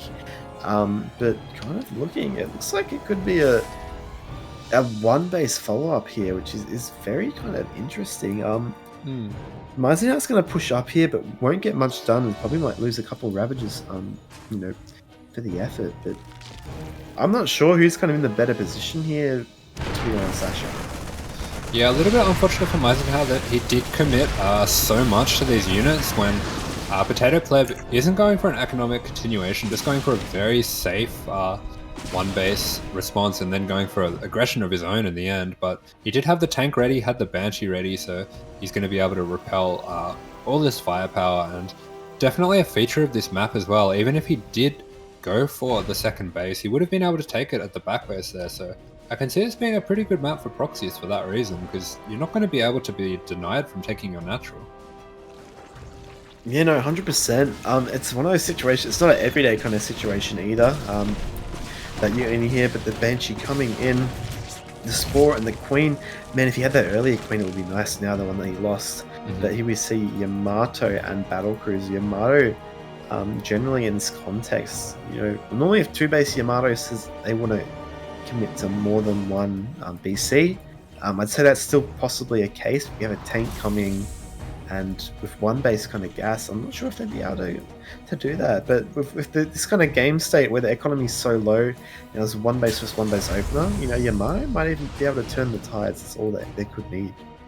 So Yamato a Spore, take out a Queen, and yeah, Asher, this is interesting. But we do have extra Queens on the way, so what do you think? How do you think this is going to unfold? Yeah, I definitely would have preferred him not to spend that extra gas on the tank so that he would be able to have this second BC. BCs, especially in situations like this, they're a real snowball unit, so you definitely you want to start getting more and more BCs coming in so they can snowball out of control. Once you hit about 2 or 3 BCs, against lower queen counts, the BCs just shred those queens. They can get through them really quickly, especially when they don't have health for transfuse. So I would have liked to see him go for a second BC and just teleport in, trying to take out the Spores. But at the same time, he does have a very formidable push coming in here, and this BC is just going to bolster this push. And he is getting straight on top of this natural drone line. Yeah, and then we see Yamato going down. Oh, does take out 1. Was it 1 queen? Did he get cancelled? I don't know what happened there, but Queen getting focused down, and it looks like, despite the ground forces pretty much dealing with the Terran threat, the BC and the Banshee, it looks like, oh, it's going to lose the Banshee at least, but this BC can now reign free, and we have a second one finish up back at home, Asher. Yeah, if this second BC warps in as well, that snowball that we were talking about earlier is going to start to happen, and things are going to start to get out of control. Getting a lot of damage with the ground, does manage to take out all of the queens. A little bit of an unfortunate reposition with the Spore there as well. Does leave a lot of his drones defenseless, and we do hear that second BC teleporting into the natural at the same time. All the mining for Mizenhauer is being disrupted now. Yeah, all I'm going to say, Asher, is when you have 2 BCs and 0 queens, yeah, you're going to have a bad time as a Zerg player. Yeah, definitely a little bit of a sad time here for Mizenhauer. Mizenhauer doing the best they can, pumping out those queens, Does manage to get that 1 BC really low. We got the mule drop down to repair it, but does opt to just go for the safe move, teleport it home, repair it up, and we do see he's repairing it up now. And I don't see any way back into this from Mizenhauer. He's just chilling by the gas bag. Another CranKy taken out straight away. And PotatoPleb going to take game number 2. What a game. Yeah, very cheesy game coming out there from PotatoPleb. Explains as well that mule that he dropped in the main wasn't a mana mule, it was to repair his BC, as we were talking about before. So hopefully no bad blood between the players. That was definitely a bit of a rough game, but we do have the final game of the best of 3 as the decider coming up now. Yeah, that's a pretty smudged way to lose the game, but as you said, you put it very nicely earlier. It is just it's a snowball kind of situation, and even just 1 BC. I don't know if PotatoPleb kind of focused down the queens with the tank or the marines, but all it took was just resetting the queen count there after that early kind of situation where Zerg's stuck on 1 base for so long, and yeah, that was just kind of it. Yeah, for sure. It's I know BCs are a unit that a lot of Zergs have trouble with, especially around this kind of MMR range. They're a very frustrating unit to deal with. One of the weaknesses, of course, with Zerg is their anti-air, and 1 BC just coming in when you're not prepared for it can be something that just spirals out of control, and it can be a really frustrating way to lose. So hopefully the mindset of Mizenhauer is on point here, and he can get himself back into this series, because we do have game 3 coming up on Data C. We have game 3 indeed, puppy, and it's going to be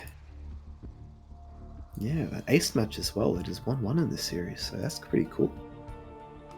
Yeah, do you want to say a quick thank you in the chat as well to Hallucinates LZ? I think I just butchered your name. Hallucinate NLZ. I'm going to go with that for the 100 bits. Thank you very much for that. Thanks for supporting the channel. Indeed, you guys are a large part of the community-run CranKy Ducklings, and we are grateful for your support. Always, now and forever.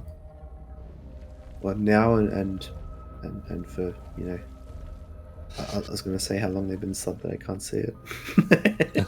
Anyway, spawning in the top right position, it is the Zerg player. It is the 1 base phenom. Actually, they both play 1 base, but playing for booty, the orange Zerg. It is Mizenhauer.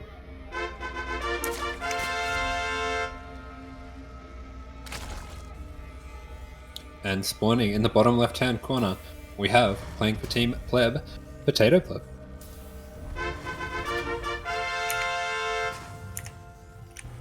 I have noticed something, Chase. I've noticed all the players who are like really cheesy, when they're not BM players, I feel like there's 2 types of crazy cheese players. There's the ones that are like really BM, and then there's the ones that are really friendly and like really nice people. But the way that they play is so frustrating. Yeah, exactly. Yes. Speaking of frustrating, we have an overload. No, I was going to say we have a 1 Rex Reaper expand. Oh, true. And here we have. But we also have an overload. 2 gas. We have a Zerg's natural in an unnatural position. True. Maybe there was a bit of a block. They weren't able to get it down in the natural position. They just had to I've been in this situation before as well. Yeah, normally something you see Protoss players doing, blocking the natural, forcing you to take the hatch somewhere a bit different. But, it happens, and you have to kind of make do. Something that is interesting though, PotatoPleb not dropping a bunker, dropping the 3rd commit, no, 2nd commit. Actually, yeah. No, this is fine. What's not fine is not scouting it, however. That's a bit smudge, but it is. PotatoPleb coming in, gonna scout the Roach Warren. I see the 2 gases, and yeah. Yeah, so He's scouting the Red Warren. He's scouting. There's a few more drones than you'd normally see if it was just a 12-4. Also a little bit later, of course. Does recognize he needs to throw down the bunker. Cancels the high ground CC. Not sure how I feel about that. I know how I feel about that. But we do see he does have a lot of bunkers on the way. So he has put that money to good use. He is actually going to throw down 2 more Raxes. So it's not just... definitely wasn't an accident that he cancelled that CC. He does have a plan for this situation. And his plan is to meet the aggression with aggression of his own. This is a very aggressive one-base build that he's transitioning into. And the Reaper just ran past 3 morphing Ravager eggs, so kind of knows what's going on. I don't know where the Reaper's gone now. It's just chilling, but that unit would be so useful right now. The bunker's finished. SCV's in position. Prepare, puppy. Prepare. Mizenhauer has shown throughout these games that he has a plethora of these roach cheeses that he can use. Yet another one. This is one that I was referring to after the game with Kureiton, the proxy hatch version of this build. It's pretty cool to see that he knows quite a few different versions of these builds. 100%. I think also it's quite. I guess in an ace match like this, I can understand that cancelling the natural base and committing. It is the ace match. You know, you're 1 game away from the finals. It's a cheese. Your opponent's all in. A spine crawler back at home. Wow, I'm interested why that's the case instead of a queen, but it does the job. Interesting enough. But yeah, we've got this is pretty full on light, and that is a depot you do not want to be losing with. Did you just call me light? Oh, sorry, like, Asher, yes. Is this like, you know, in school where you call your teacher mom? Did you ever do that? No, it's I don't think so. You called me puppy. You called me light. I called you puppy. It's okay. I'm quite happy to be light. I'm used to casting with light. My God, that I'll take it as a compliment. But yeah, meanwhile, yeah, this is a very tough situation. That tank is so well placed. I don't see any way for Mizenhauer to force their way in here. So I would like to see that natural being taken. There's really no option but to macro out here. And it is taken. Yeah, most definitely. And we see Mizenhauer going for the expansion back at home, going for the creep contain, which is not a bad choice, honestly. A landed Viking to get the tumor, that's cute. Really nice by PotatoPleb, gets it too. And these queens just going to wander off home, which will help deal with any Stargate shenanigans. But yeah, what does PotatoPleb do here? Because he's on 1 CC, he's just dropped a scan and saw the tumors. Can he really break out of this, or is he going to go for a counter attack? Yeah, we are seeing him committing to Cloak Banshees this time, and he is getting tech labs on both these Raxes, so he will be able to start up Stim and Combat Shirts at the same time. I think, really, that's a good option. It's pretty much the only option you have here. You have to get those upgrades and go for a big timing here with the bio. Hopefully we'll be seeing him after these Banshees switching to some medevacs just to support those, but we do see him losing the Viking. That's a lot of map control that he's losing now. Okay. Queens, man. This is not a situation you see every game. Queen's in the middle of the map, taking out the SCV. You know what I really would have liked with that SCV is just like a hidden base in like the corner of the map. You've got your Banshee in case they try and pressure it. You know, yeah. It was just kind of contained. But yeah, there's a lot of units. But Cloak Banshee, I'm not sure if that's going to be, I guess, the way to go, because obviously your opponent's going to be getting a lair because they played their 1 base opener. But it does at least allow them to kind of clear out this space here, considering the Queens went home, they saw it with the SCV. Yeah, absolutely. I think if Mizenhauer was committing to any more pressure, keeping some Queens around would have been really nice to have that Banshee Cloak to clean that all up, but as you're referring to, with the lair ready and with so many spores going down as well, very unlikely for these Banshees to get any damage at all. But at the same time, we do see that second CC being started up once again by PotatoPleb. You know, funnily enough, I think you're right. As much as it sounds like a kind of troll thing to do to start corner bases, it would actually be really good in this situation. Of course I'm right, Asher. I'm Chase. You're a genius. Oh, the Banshee one's gonna get taken out. And regardless of this opener, I think if PotatoPleb didn't cancel their natural expansion, I think they'd be in an okay spot. But considering circumstances now, it's looking a bit rough. I feel like they have to go for timing with these tanks and maybe siege up. I don't know. Like, this is not a situation you find yourself in very often as either player. Yeah, so I called you light again, Asher. That's alright. I like this Raven as well, just to clean up all this creep, but as you're referring to, I don't think this is a situation that you can macro out of. I really do think that we need to be going for an all-in here. And there is actually a little bit of a window here as well with the double Evo, with the Spire going down. There's a lot of tech going down all at the same time for Mizenhauer, so there might be a small window here where some damage could be done, but with all these roaches, that window is closing rapidly. Yeah, we saw kind of 12 roaches in production, right, as the Spire, even making roaches across the map with the lava, but yeah, kind of dropping the roaches, which is interesting. It's probably something PotatoPleb would prefer, given he's got 3 tanks and marauders, but when you scan the Zerg's natural, even if a Zerg with a saturated natural is not too scary, but the fact you don't have any workers at all, yeah, he's going to move out now, and PotatoPleb's going to try and find some damage. I don't even pull SCV stuff, because you're not going to macro out of this situation, but what can you do? Yeah, and PotatoPleb agrees with you, is pulling the SCVs with this push. I really like that decision. Has a medevac rallying in behind as well, so he's completely all in. It was a really nice scan, saw everything that was there, saw the Spire and the double upgrades. He recognizes how far he will be behind if this game continues to go on. So his last option now is just to go all in. So he does have this Raven as well. If he can throw down an anti-armor missile, it's going to help a lot with his fight. And he does that. Perfect. Really nice play there. And sieges up the tanks. That's a lot of damage coming out from these tanks. Did PotatoPleb just hit a perfect timing?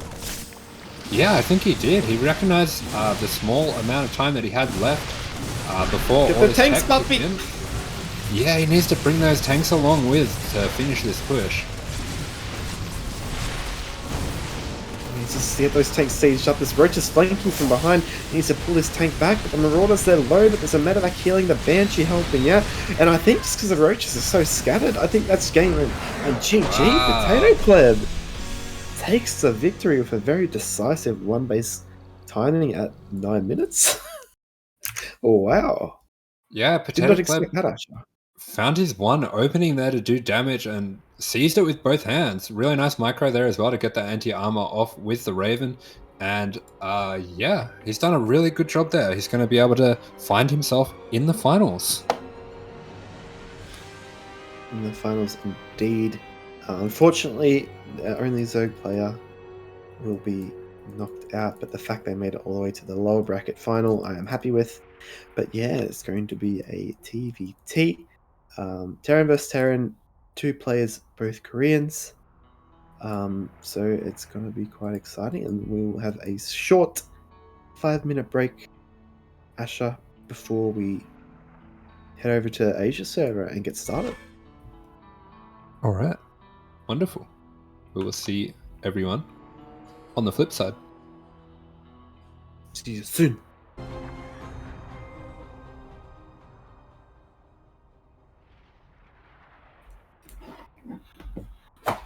Hello? Are we live?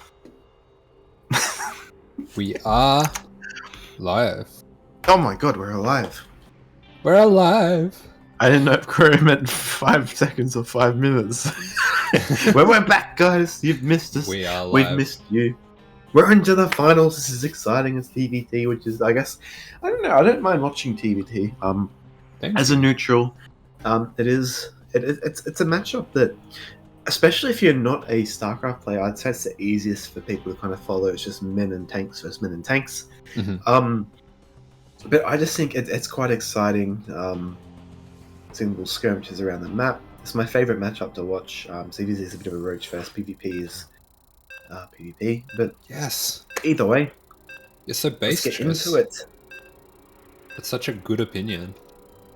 If it was Light here, Light would be like, "Oh, I'm so sorry, we have TVT," and I'd be like, "But Poppy, TVT is so good," and he'd be like, "Ah." It's I okay. like your style. Speaking of style, the map is going to be Waterfall.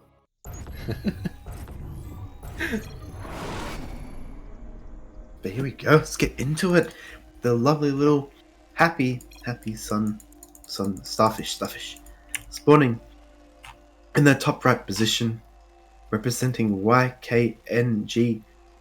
It is the Korean player in the red, in the top right position, with the starfish, making SCVs. It is Roselia. Do the thing. Do it. What thing? The intro. Ah, puppy, no! Spawning in the bottom left-hand corner of the map with his very own, not to be outdone by his opponent, yellow star, which apparently is a fish. It is a blue Terran, PotatoPleb.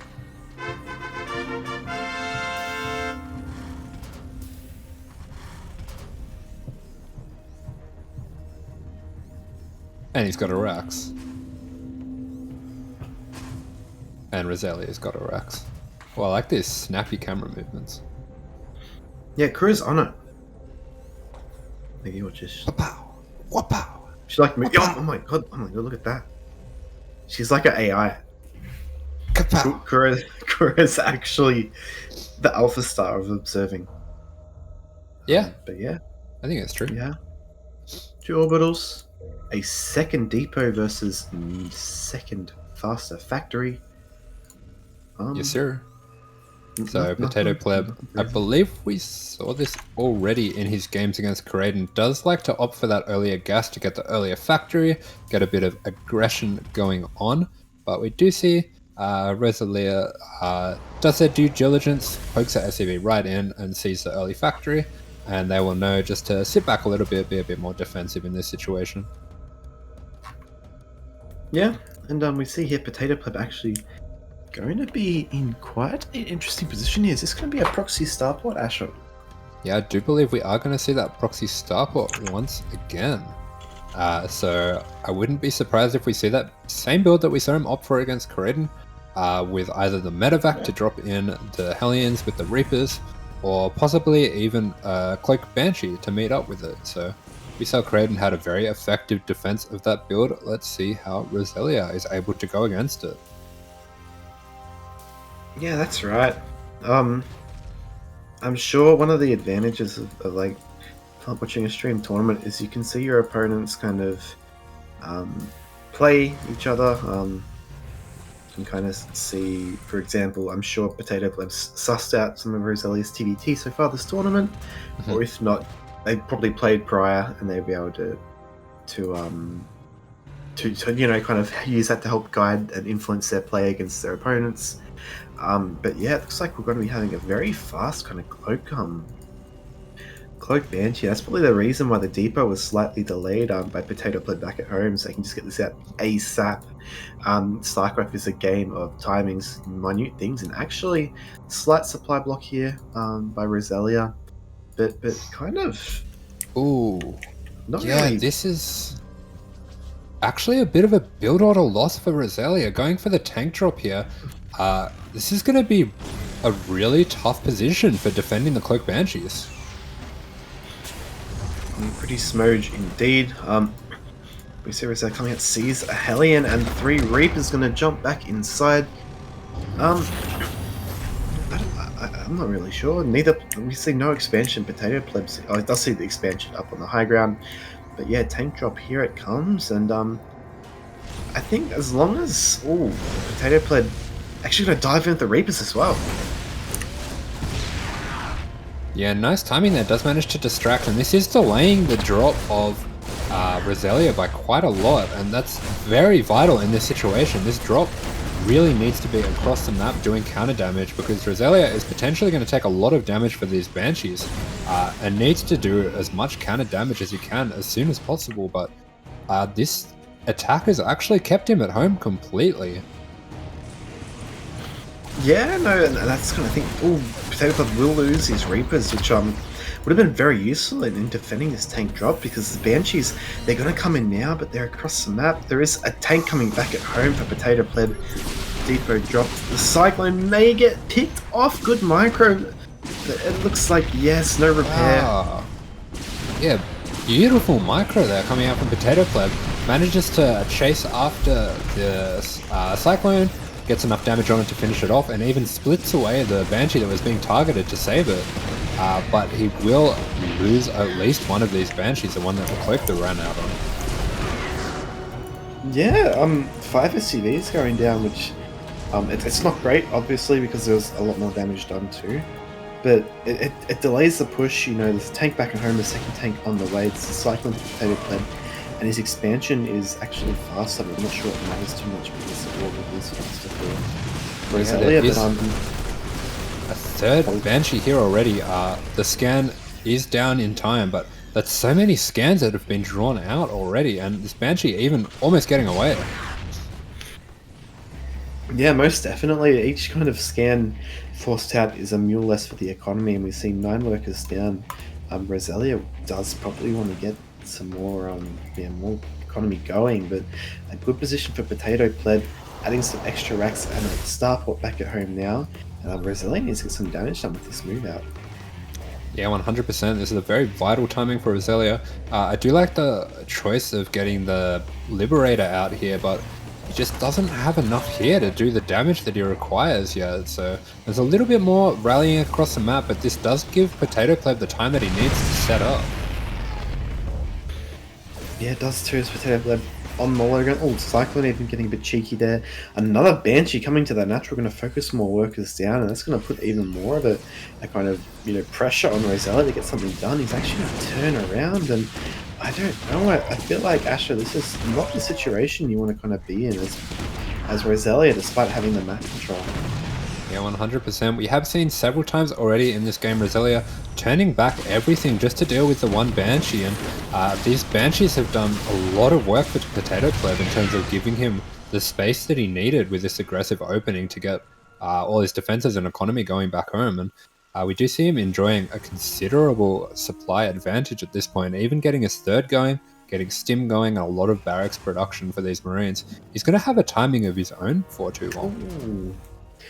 Yeah, and then Banshee there getting taken out right as it pops, despite Cloak going down for PotatoPleb, Scan being dropped, and that starport will be pushed up. But this isn't the worst, worst kind of thing for PotatoPleb. He's got all the damage done. He does have eyes on his opponent's army, as we see unsieging and moving down now. Most likely going to be getting a more comfortable position, or are they actually just going to be moving out? I'm not sure how I feel about this majorly. Asher, could you elaborate on what could happen here? Yeah, this is a very aggressive push coming out here, especially on a map like this with so many high grounds around. This map is very favorable for the defender. We do see these tanks already set up. PotatoPleb drops down the scans, sees the position that he's in, sees no third base landed, and should realize that he's okay just to back off for the moment. They do have roughly equivalent armies, so it's going to be hard to get anything done here. Yeah, most definitely. And we kind of see the position here. Roselia is kind of, even though it's in the low ground, it does have that little ledge that he can rely upon. But there we go, Engineering Bay coming down now. Third base already ready, churning out SCVs as required. PotatoPleb is going to go and land himself.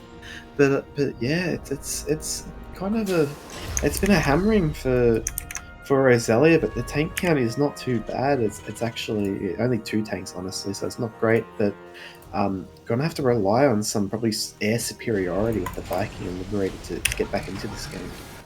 Yeah, for sure. And we do see Roselia also making a Raven that is going to add a bit of utility and a bit more value if the game does go on for a little bit longer. But PotatoPleb has managed to find a way to kind of circumvent the defenses of Roselia, has positioned himself quite nicely here to set up a drop on this natural.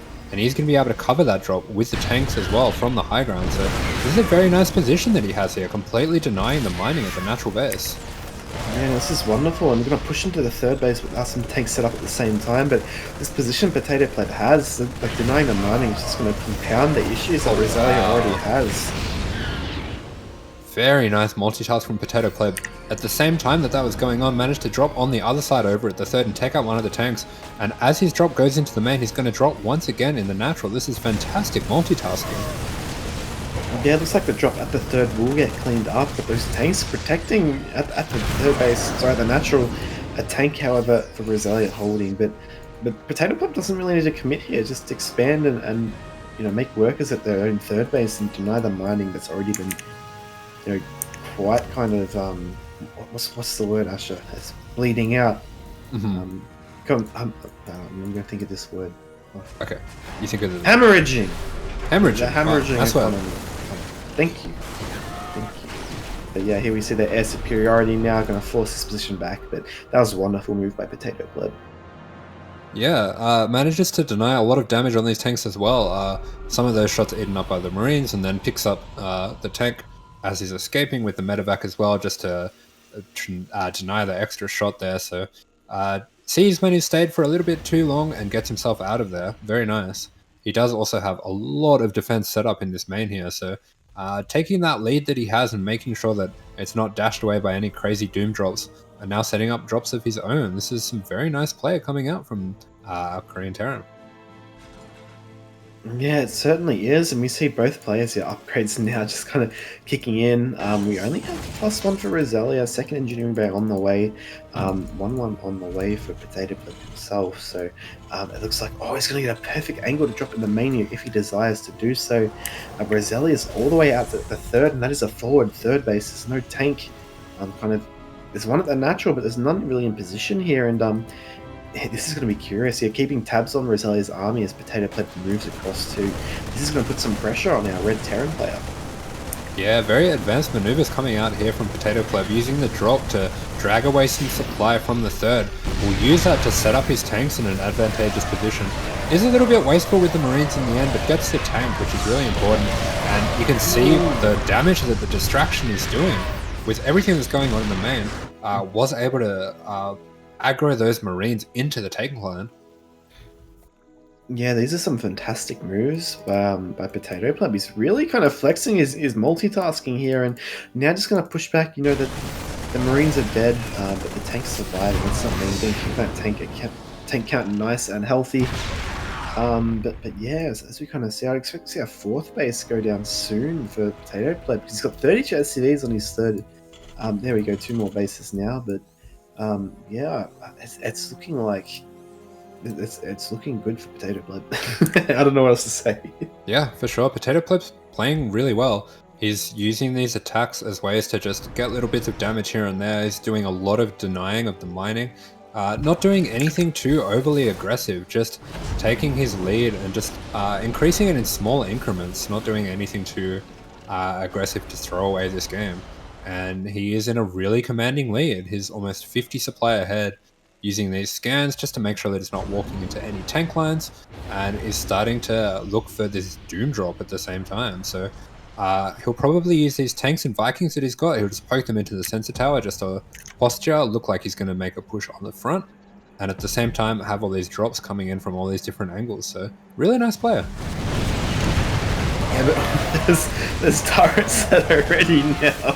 Roselia says enough is enough, and meanwhile a drop at the natural as well, just tearing SCVs apart despite the main doing nothing at all. And PotatoPleb, once he's got the momentum going, it looks like he's really comfortable. Still doesn't land at a fourth base, however, but just looking at the economy, it's just been, you know, attacked over and over as we look. 42 SCVs gone down to 2.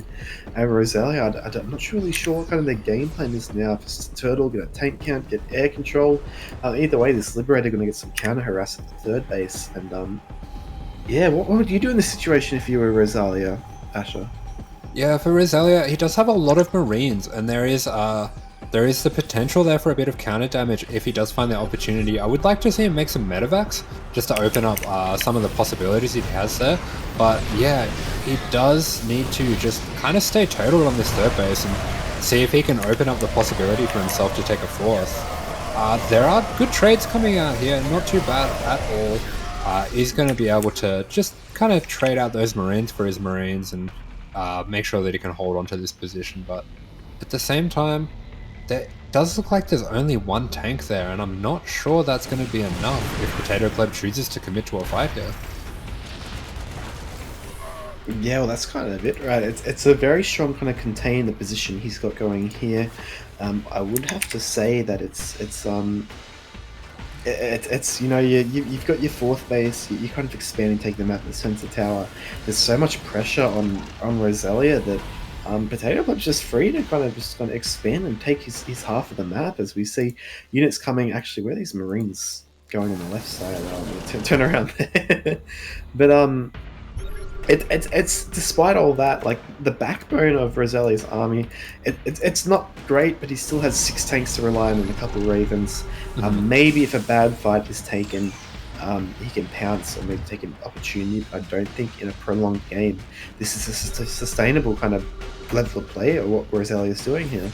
Yeah, absolutely. I do think he's just kind of hoping that Potato is going to kind of attack into it and throw away a lot of his supply, and he does lose these 2 tanks fairly cheaply here. Definitely going to be very nice for Roselia to trade Marines for tanks, and I would like to see just a lot just patience, which PotatoPleb has been patient so far in this game, and I would like to continue to see him just being patient, because this third is going to be very difficult for him to break.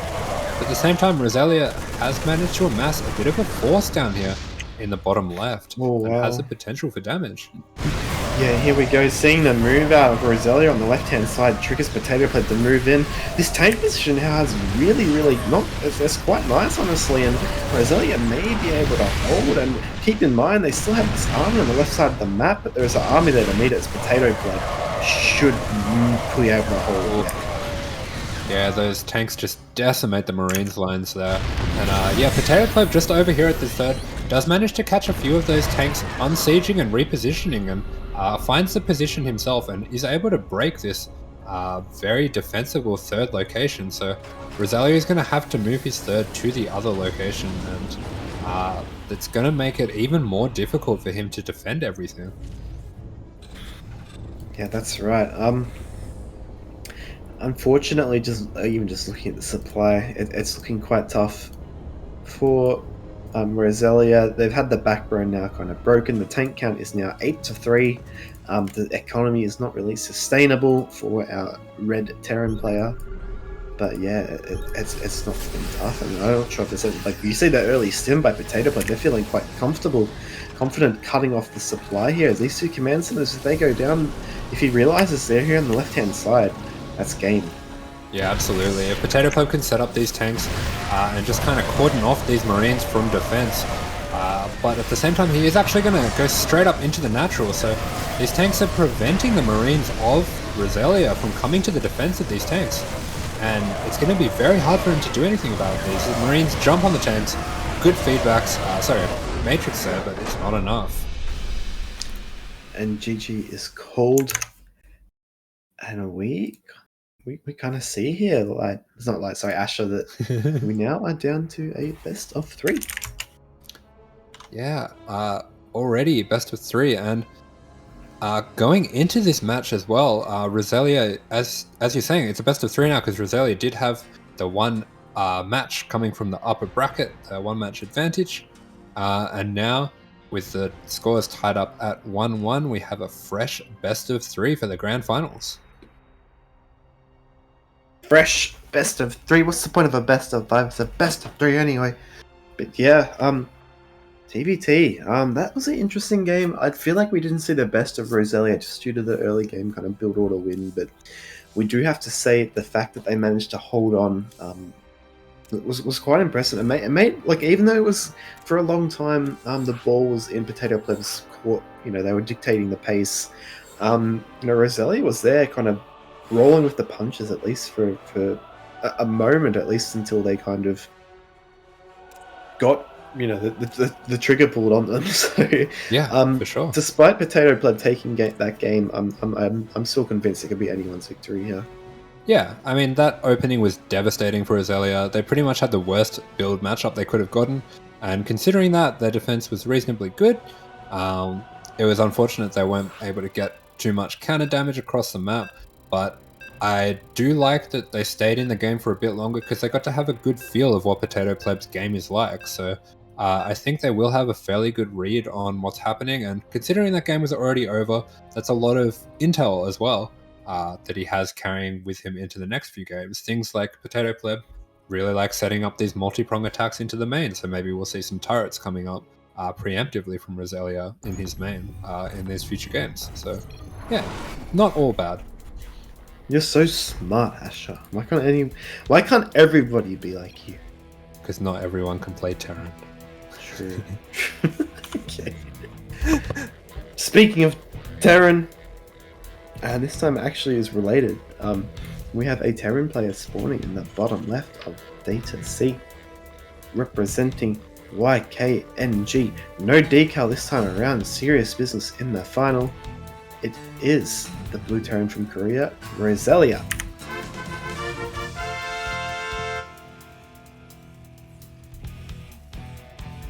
And spawning up in the top right hand corner of the map. Also Terran, also Korean, and also with a cute little star on the CC. It is PotatoPleb.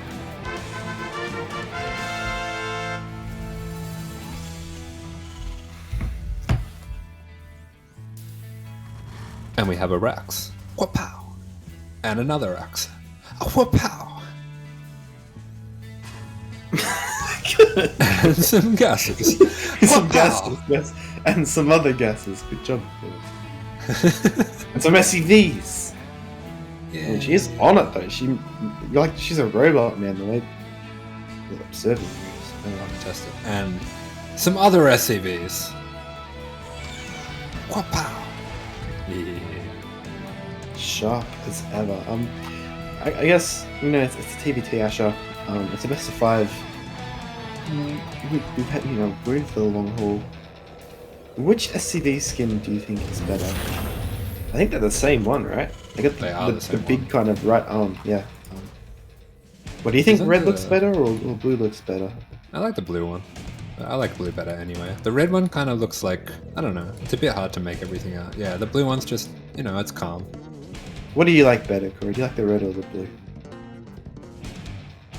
They're both in frame. She's following the red. No, she can't decide. Pick the crab. Oh, the crab is good. She likes the red one. I can tell. I think so. I speak Kureitonese. That's the Kuro language. Okay. But yeah, SCV gets surrounded. Oh, gets duped. Oh my god, get outplayed. Oh no, there's a Reaper. Oh no, the Reaper gets duped by the deep. Okay. But, yeah, pretty standard, but we have a command center on one side and we have the Starport on the other, so I'm guessing we're probably going to see... Is this going to be aggressive Reaper Hellion by Roselia, or do you think it's going to be defensive due to the command center? Yeah, it looks like a bit more of a defensive setup once again. Opting once again for the CC on the high ground. I'm not a huge fan of this. It does seem like it's safer, but it can get difficult to take your low ground expansion if they set up around your ramp. So what does seem like it's safe in the short term can actually become a problem for you a little bit later on. But at the same time, it does mean that you can quite happily send all your forces straight across the map and not be too worried about any counterattack. But we do see opting for a very fast switch onto the tech lab. I wonder if we're going to see some Banshees coming out from Roselia this time.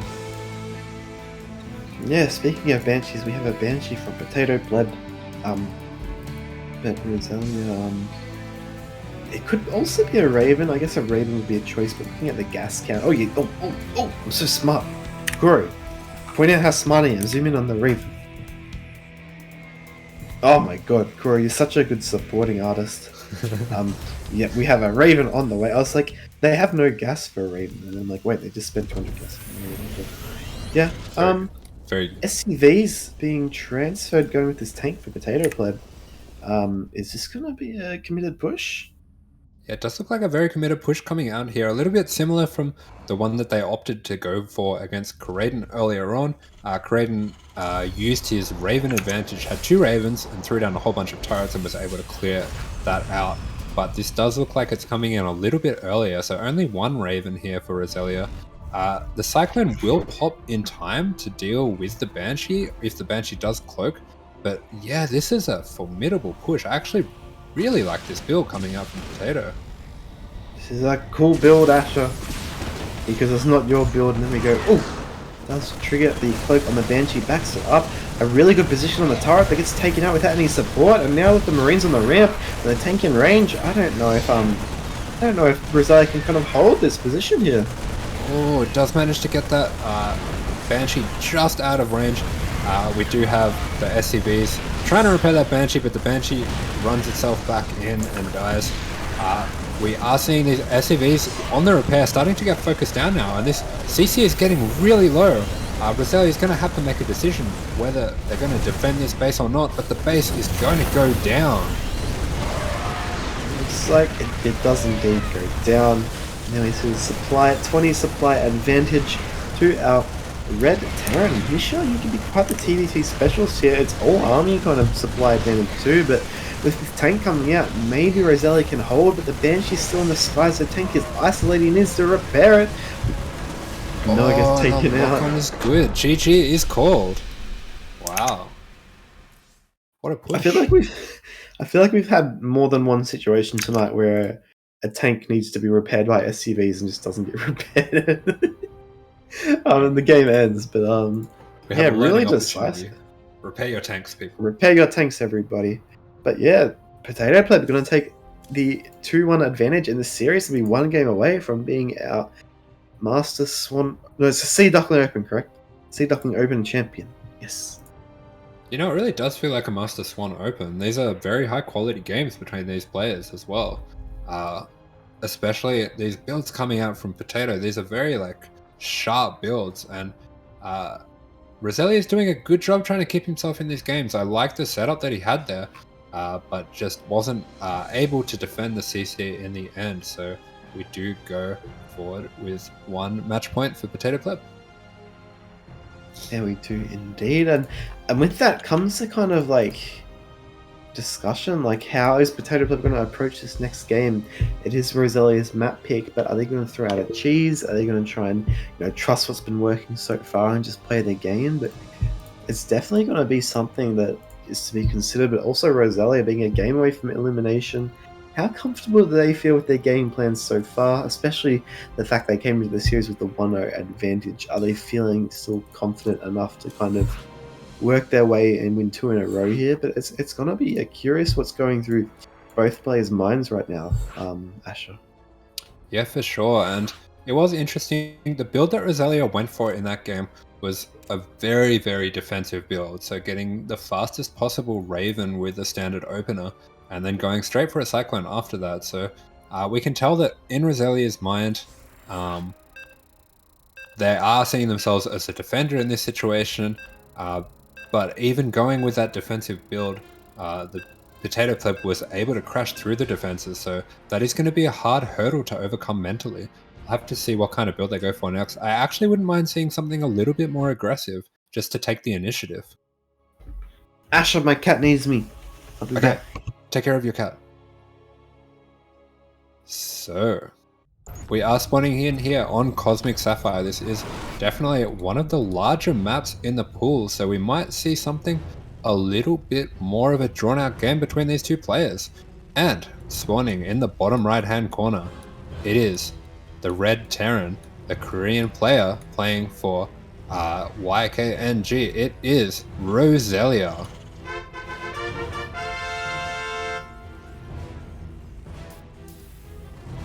And spawning in the top left hand corner of the map, it is the Korean Terran with a clean 2 games, bringing themselves 2-1 into a lead in this grand finals of the Sea Duckling Open. It is the Blue Terran PotatoPleb.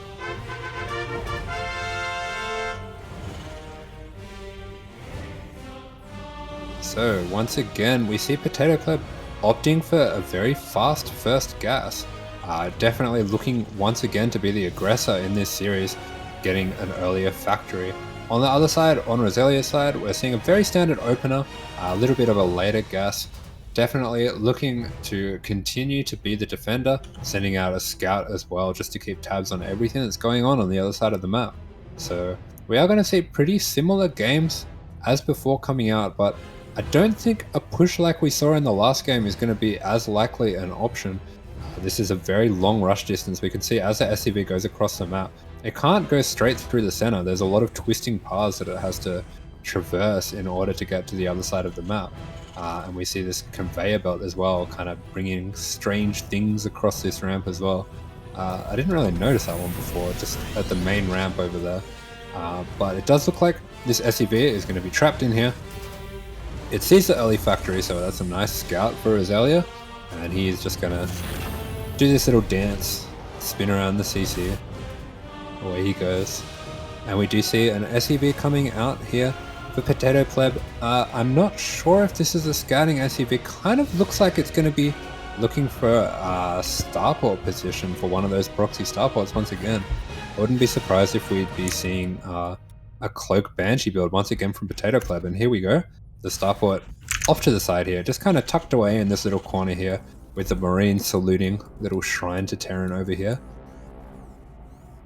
I'm going to call so it smart, Asher. Craig. It's the Craig Terran. If anyone's missed it, I believe it is in the duct tapes as well, but Kureiton, one of the players that we had earlier on, when he plays mech, he likes to only build one Marine, and that Marine has been named Craig, the Marine. So that is, of course, a shrine to Craig. Obviously. Wonderful. Beautiful, Asher. I like it. Is your cat okay? Yeah, he was just meowing in the hallway. I didn't know what he wanted. I gave him a hug, and then he got angry. And then, yeah. I didn't get angry. He hit me in... He hit you? He poured me in the... He didn't hit me. He poured me in the face. Was it... It's okay. Stress not. Okay. Was it bad? No, it was Max. So... Yeah. Bad way. Either way, here we go. What is this? A medevac, and wow, this is interesting. One base, in-base kind of command center.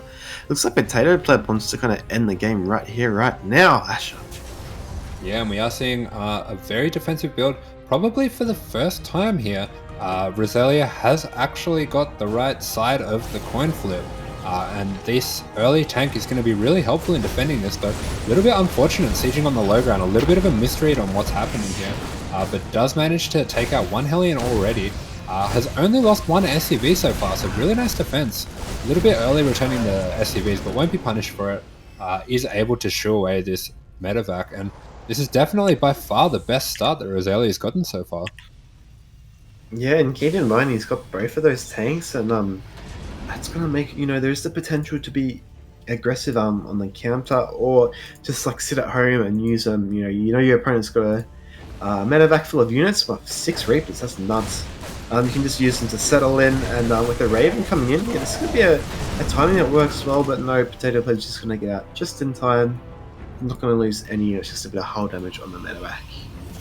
Yeah, nice defense here from Roselia. Only loses, I believe it's only 4 SCVs he's lost all in all. Considering the aggression of this build and how far ahead on the base Roselia is, that's really not bad at all. We can see he's landing an orbital now, and on the other side of the map, Potato only just starting his second CC. That is indeed, so yeah, decent spot here for Roselia. Obviously, PotatoPleb hasn't lost any of his units, he's kept all of them alive, so he's not in the worst position, but gonna lose a cycle or two on this starport as it retreats back home. And yeah, no base landed just yet, just finishing now. Ooh, having to drop a supply depot there. Right as the command center is about to finish, maybe a slight kind of slip up there by PotatoPleb because command centers do indeed give supply. But yeah, quite a comfortable position here for Roselia as we head into the mid game here. Yeah, absolutely, and I do actually think that it's quite nice for him that he killed that SCV on the low ground, because it kind of looks like that SCV was setting up a base, and if he believes he's that far ahead, he's probably just going to sit at home, not look to be too aggressive at all, just sit in a defensive posture, and that's going to be really good for him. It's definitely what he wants to be doing in this situation, but I would like to see him trying to get some SCVs going on that natural as well. Yeah, 100%. As we see now, only just landing his base here. 6 worker difference at the moment. I'm probably going to be 7 until this space lands, but no SCVs being made. A small slip up in the macro for Roselia, perhaps focusing on this move out. It looks like, did he catch that with the Vikings? Is going to shoot away that drop back home.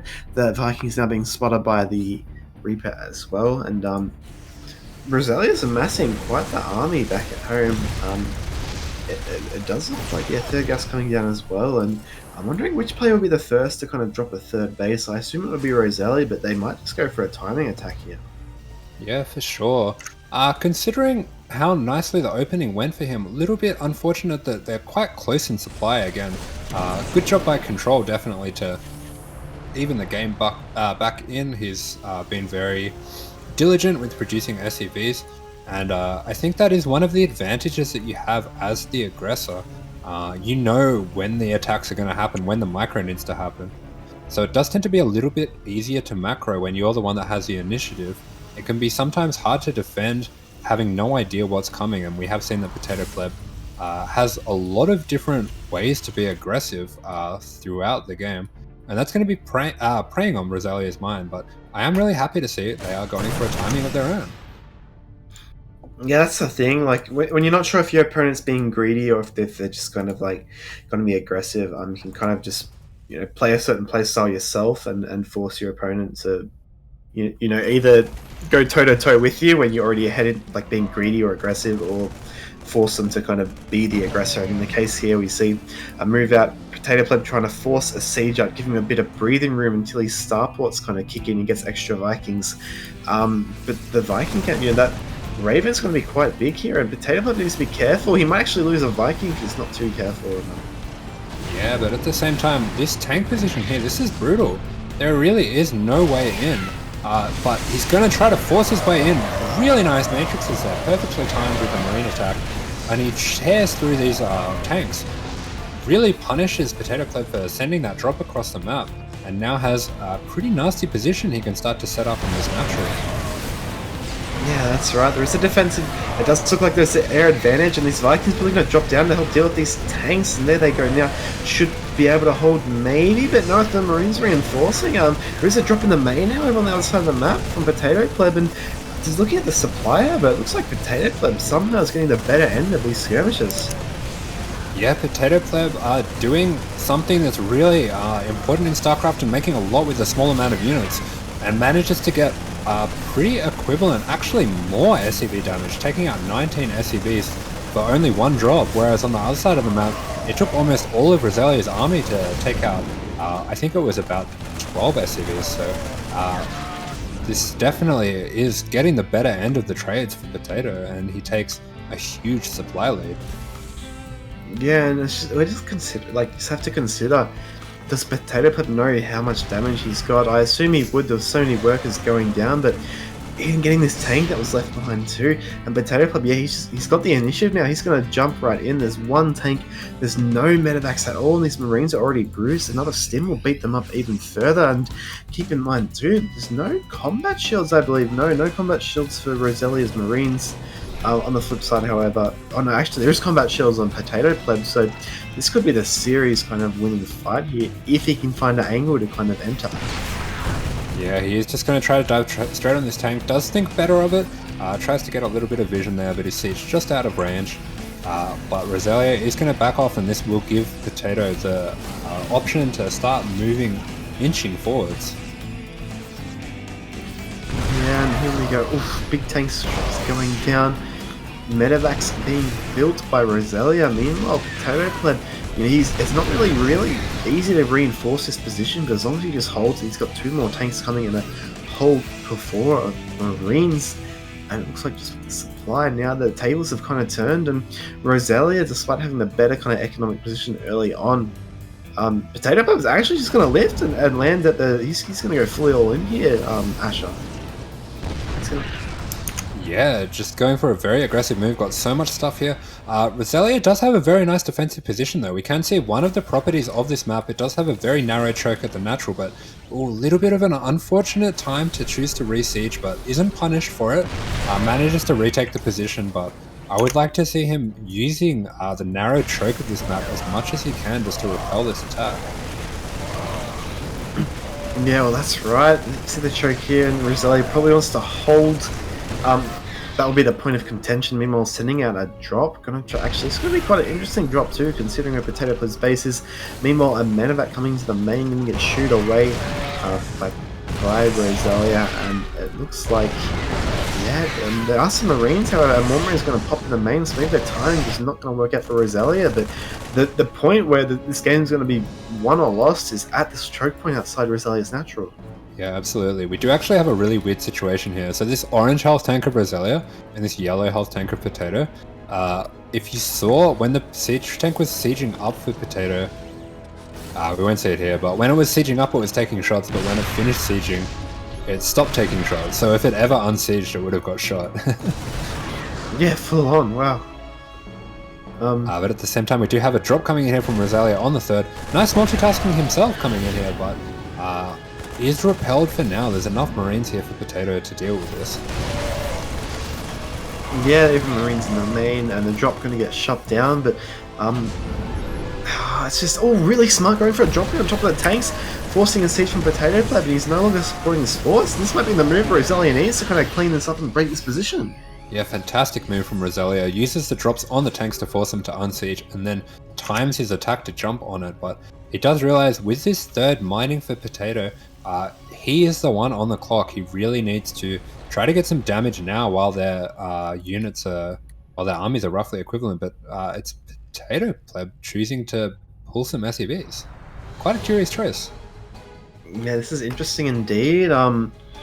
Especially, yeah, considering I guess both players are kind of in a situation where they're kind of all in, and the third base being scanned there by Roselia, but he doesn't understand that's actually just the main being flooded down by PotatoPleb, and he might feel pressure to kind of come in here. And meanwhile, PotatoPleb pulling SCVs going across the map, and Asher, what's going to happen here? Yeah, so if Roselia recognizes that the army isn't here to defend, he'll realize that he's in a base trade situation, and we do see that he puts a tank siege up on the high ground, so definitely able to recognize his position. For Potato, it will be good if he can use his SCVs to tank some of these tank shots and get on top of the tank. He's just going to take the damage first in the natural, but Roselia, a little bit indecisive here, doesn't know whether he needs to come back. Obviously, as you were referring to, he didn't know that that third was actually the main, so he might feel that he does have to defend as he is the one down on bases. Yeah, well, he may not know that he's kind of in quite a decent spot. You know, he's down a good 30 SCVs or so, but when both players are on one command center each, all this Vikings is starting to drop towards the north. When both players are down into one command center, that kind of doesn't really mean much at all, but yeah, PotatoPleb just kind of using those SCVs as kind of army fodder, but now going to push in, seeing there's nothing, there's tanks on the high ground, no Marines being built, however. And yeah, we've got an interesting game in our hands here, Asher. Yeah, I believe this is the last base for PotatoPleb, so PotatoPleb will be revealed if he doesn't manage to get further into this, but he does manage to take out that tank on the high ground. That is a crucial element of Roselia's defense, and Roselia doesn't have the supply to make another one. Doesn't even have the minerals. There's no minerals able to be mined, so this is all what we see is what we've got. So Roselia at the same time busting into the natural, takes out all the tanks. That is huge for him. I do believe he does have the better army at this point. I believe, Asher, we could be heading towards a draw. Unless the player can get a Viking out when these buildings are lifted, but Roselia's orbital command is still alive. It is going to get now focused fired down by PotatoPleb, but yeah, this could be a forced kind of draw situation. Neither player has a Viking, and players can just vote. Oh, GG Wobbling. Oh, PotatoPleb wins. Yeah, Roselia unfortunately wasn't able to get any of their buildings into the dead space, so I think you were right. I think it would have been a draw if he was able to do that, but he just wasn't able to. Diddly, good eyes, Asher. You're so smart. I was just thinking, damn, I got work in the morning. I'm gonna have to sit through another TVT. Man, I didn't see the draw at all. I didn't realize that was a draw situation, but I think Potato recognized it because he was floating his buildings over into the dead space. So yeah, most definitely. I don't think I've ever had a draw myself, so I don't know how to recognize them. So we go GG's. Congratulations to PotatoPleb. Takes the series in a 3-1. Honestly, it was 3 wins in a row. However, coming from the lower bracket, so congratulations to them. They are the champion of the Sea Duckling Open 119.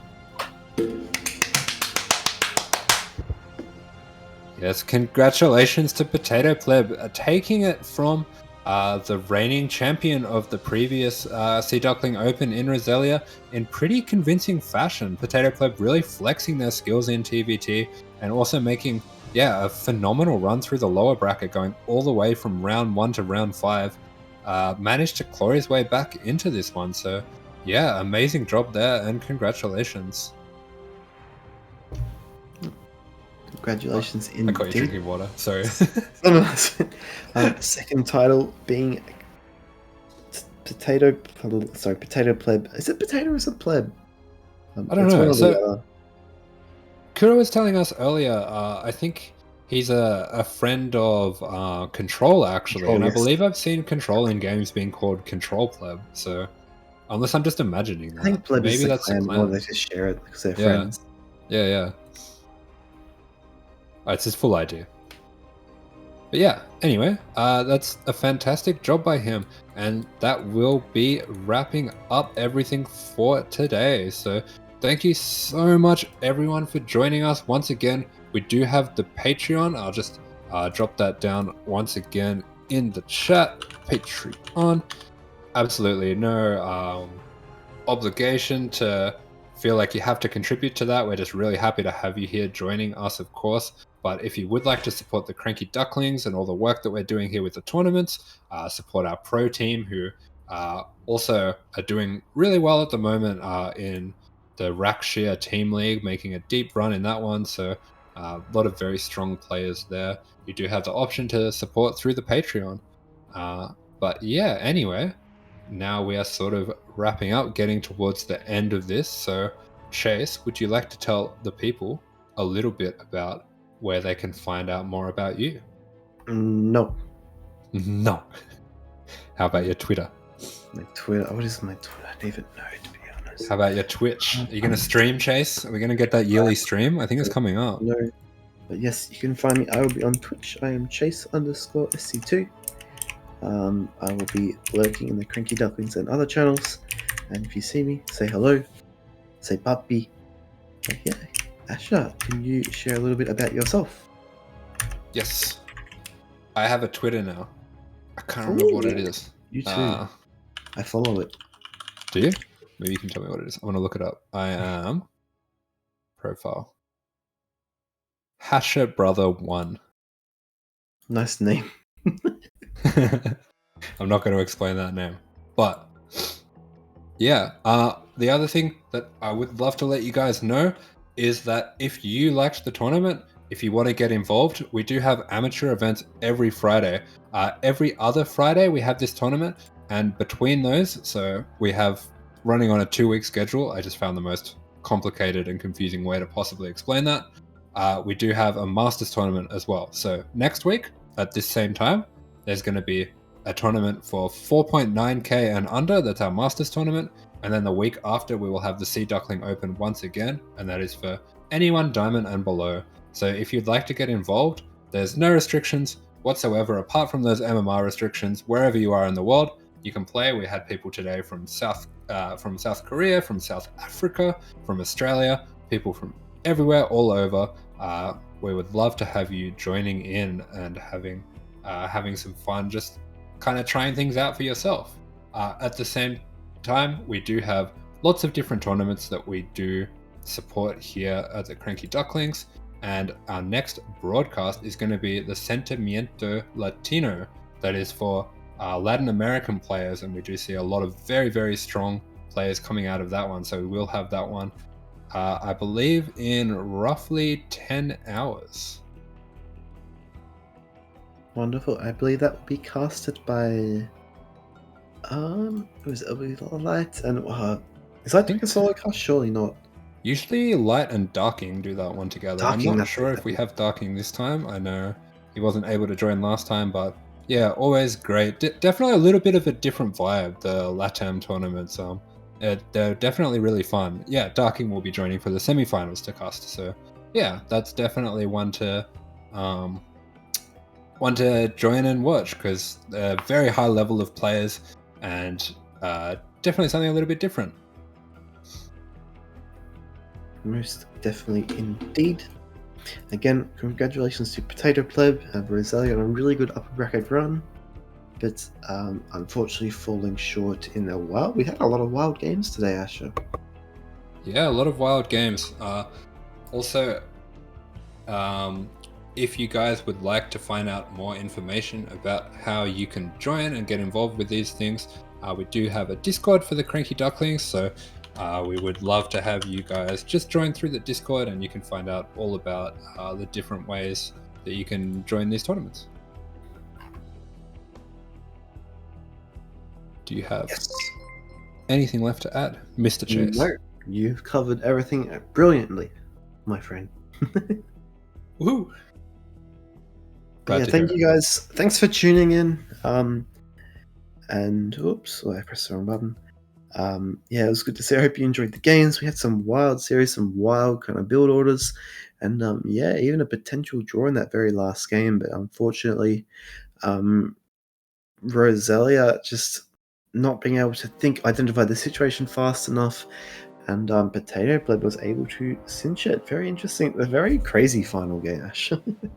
Yeah, actually, that was completely wild. I did not see it going that way. I really didn't expect it to go down to the wire that way, especially after PotatoPleb looks like he really got himself back into that one, but it really went down to the wire. And yeah, that's what you want to see. That was great. And oh, right before we go, thank you. Speaking of down to the wire, hallucinates. Yeah. Snuck Thank in you there. for your Prime sub. We appreciate it. I hope you enjoyed the games. Thanks for sticking around, everyone who's still here as well. And I think that's us. We're done. Yeah, I think that is us. So thank you once again, everyone, for hanging around. Hope you enjoyed the cast, and hope you have a lovely evening, morning, afternoon, wherever you are in the world. Thank you very much. Goodbye. Adios.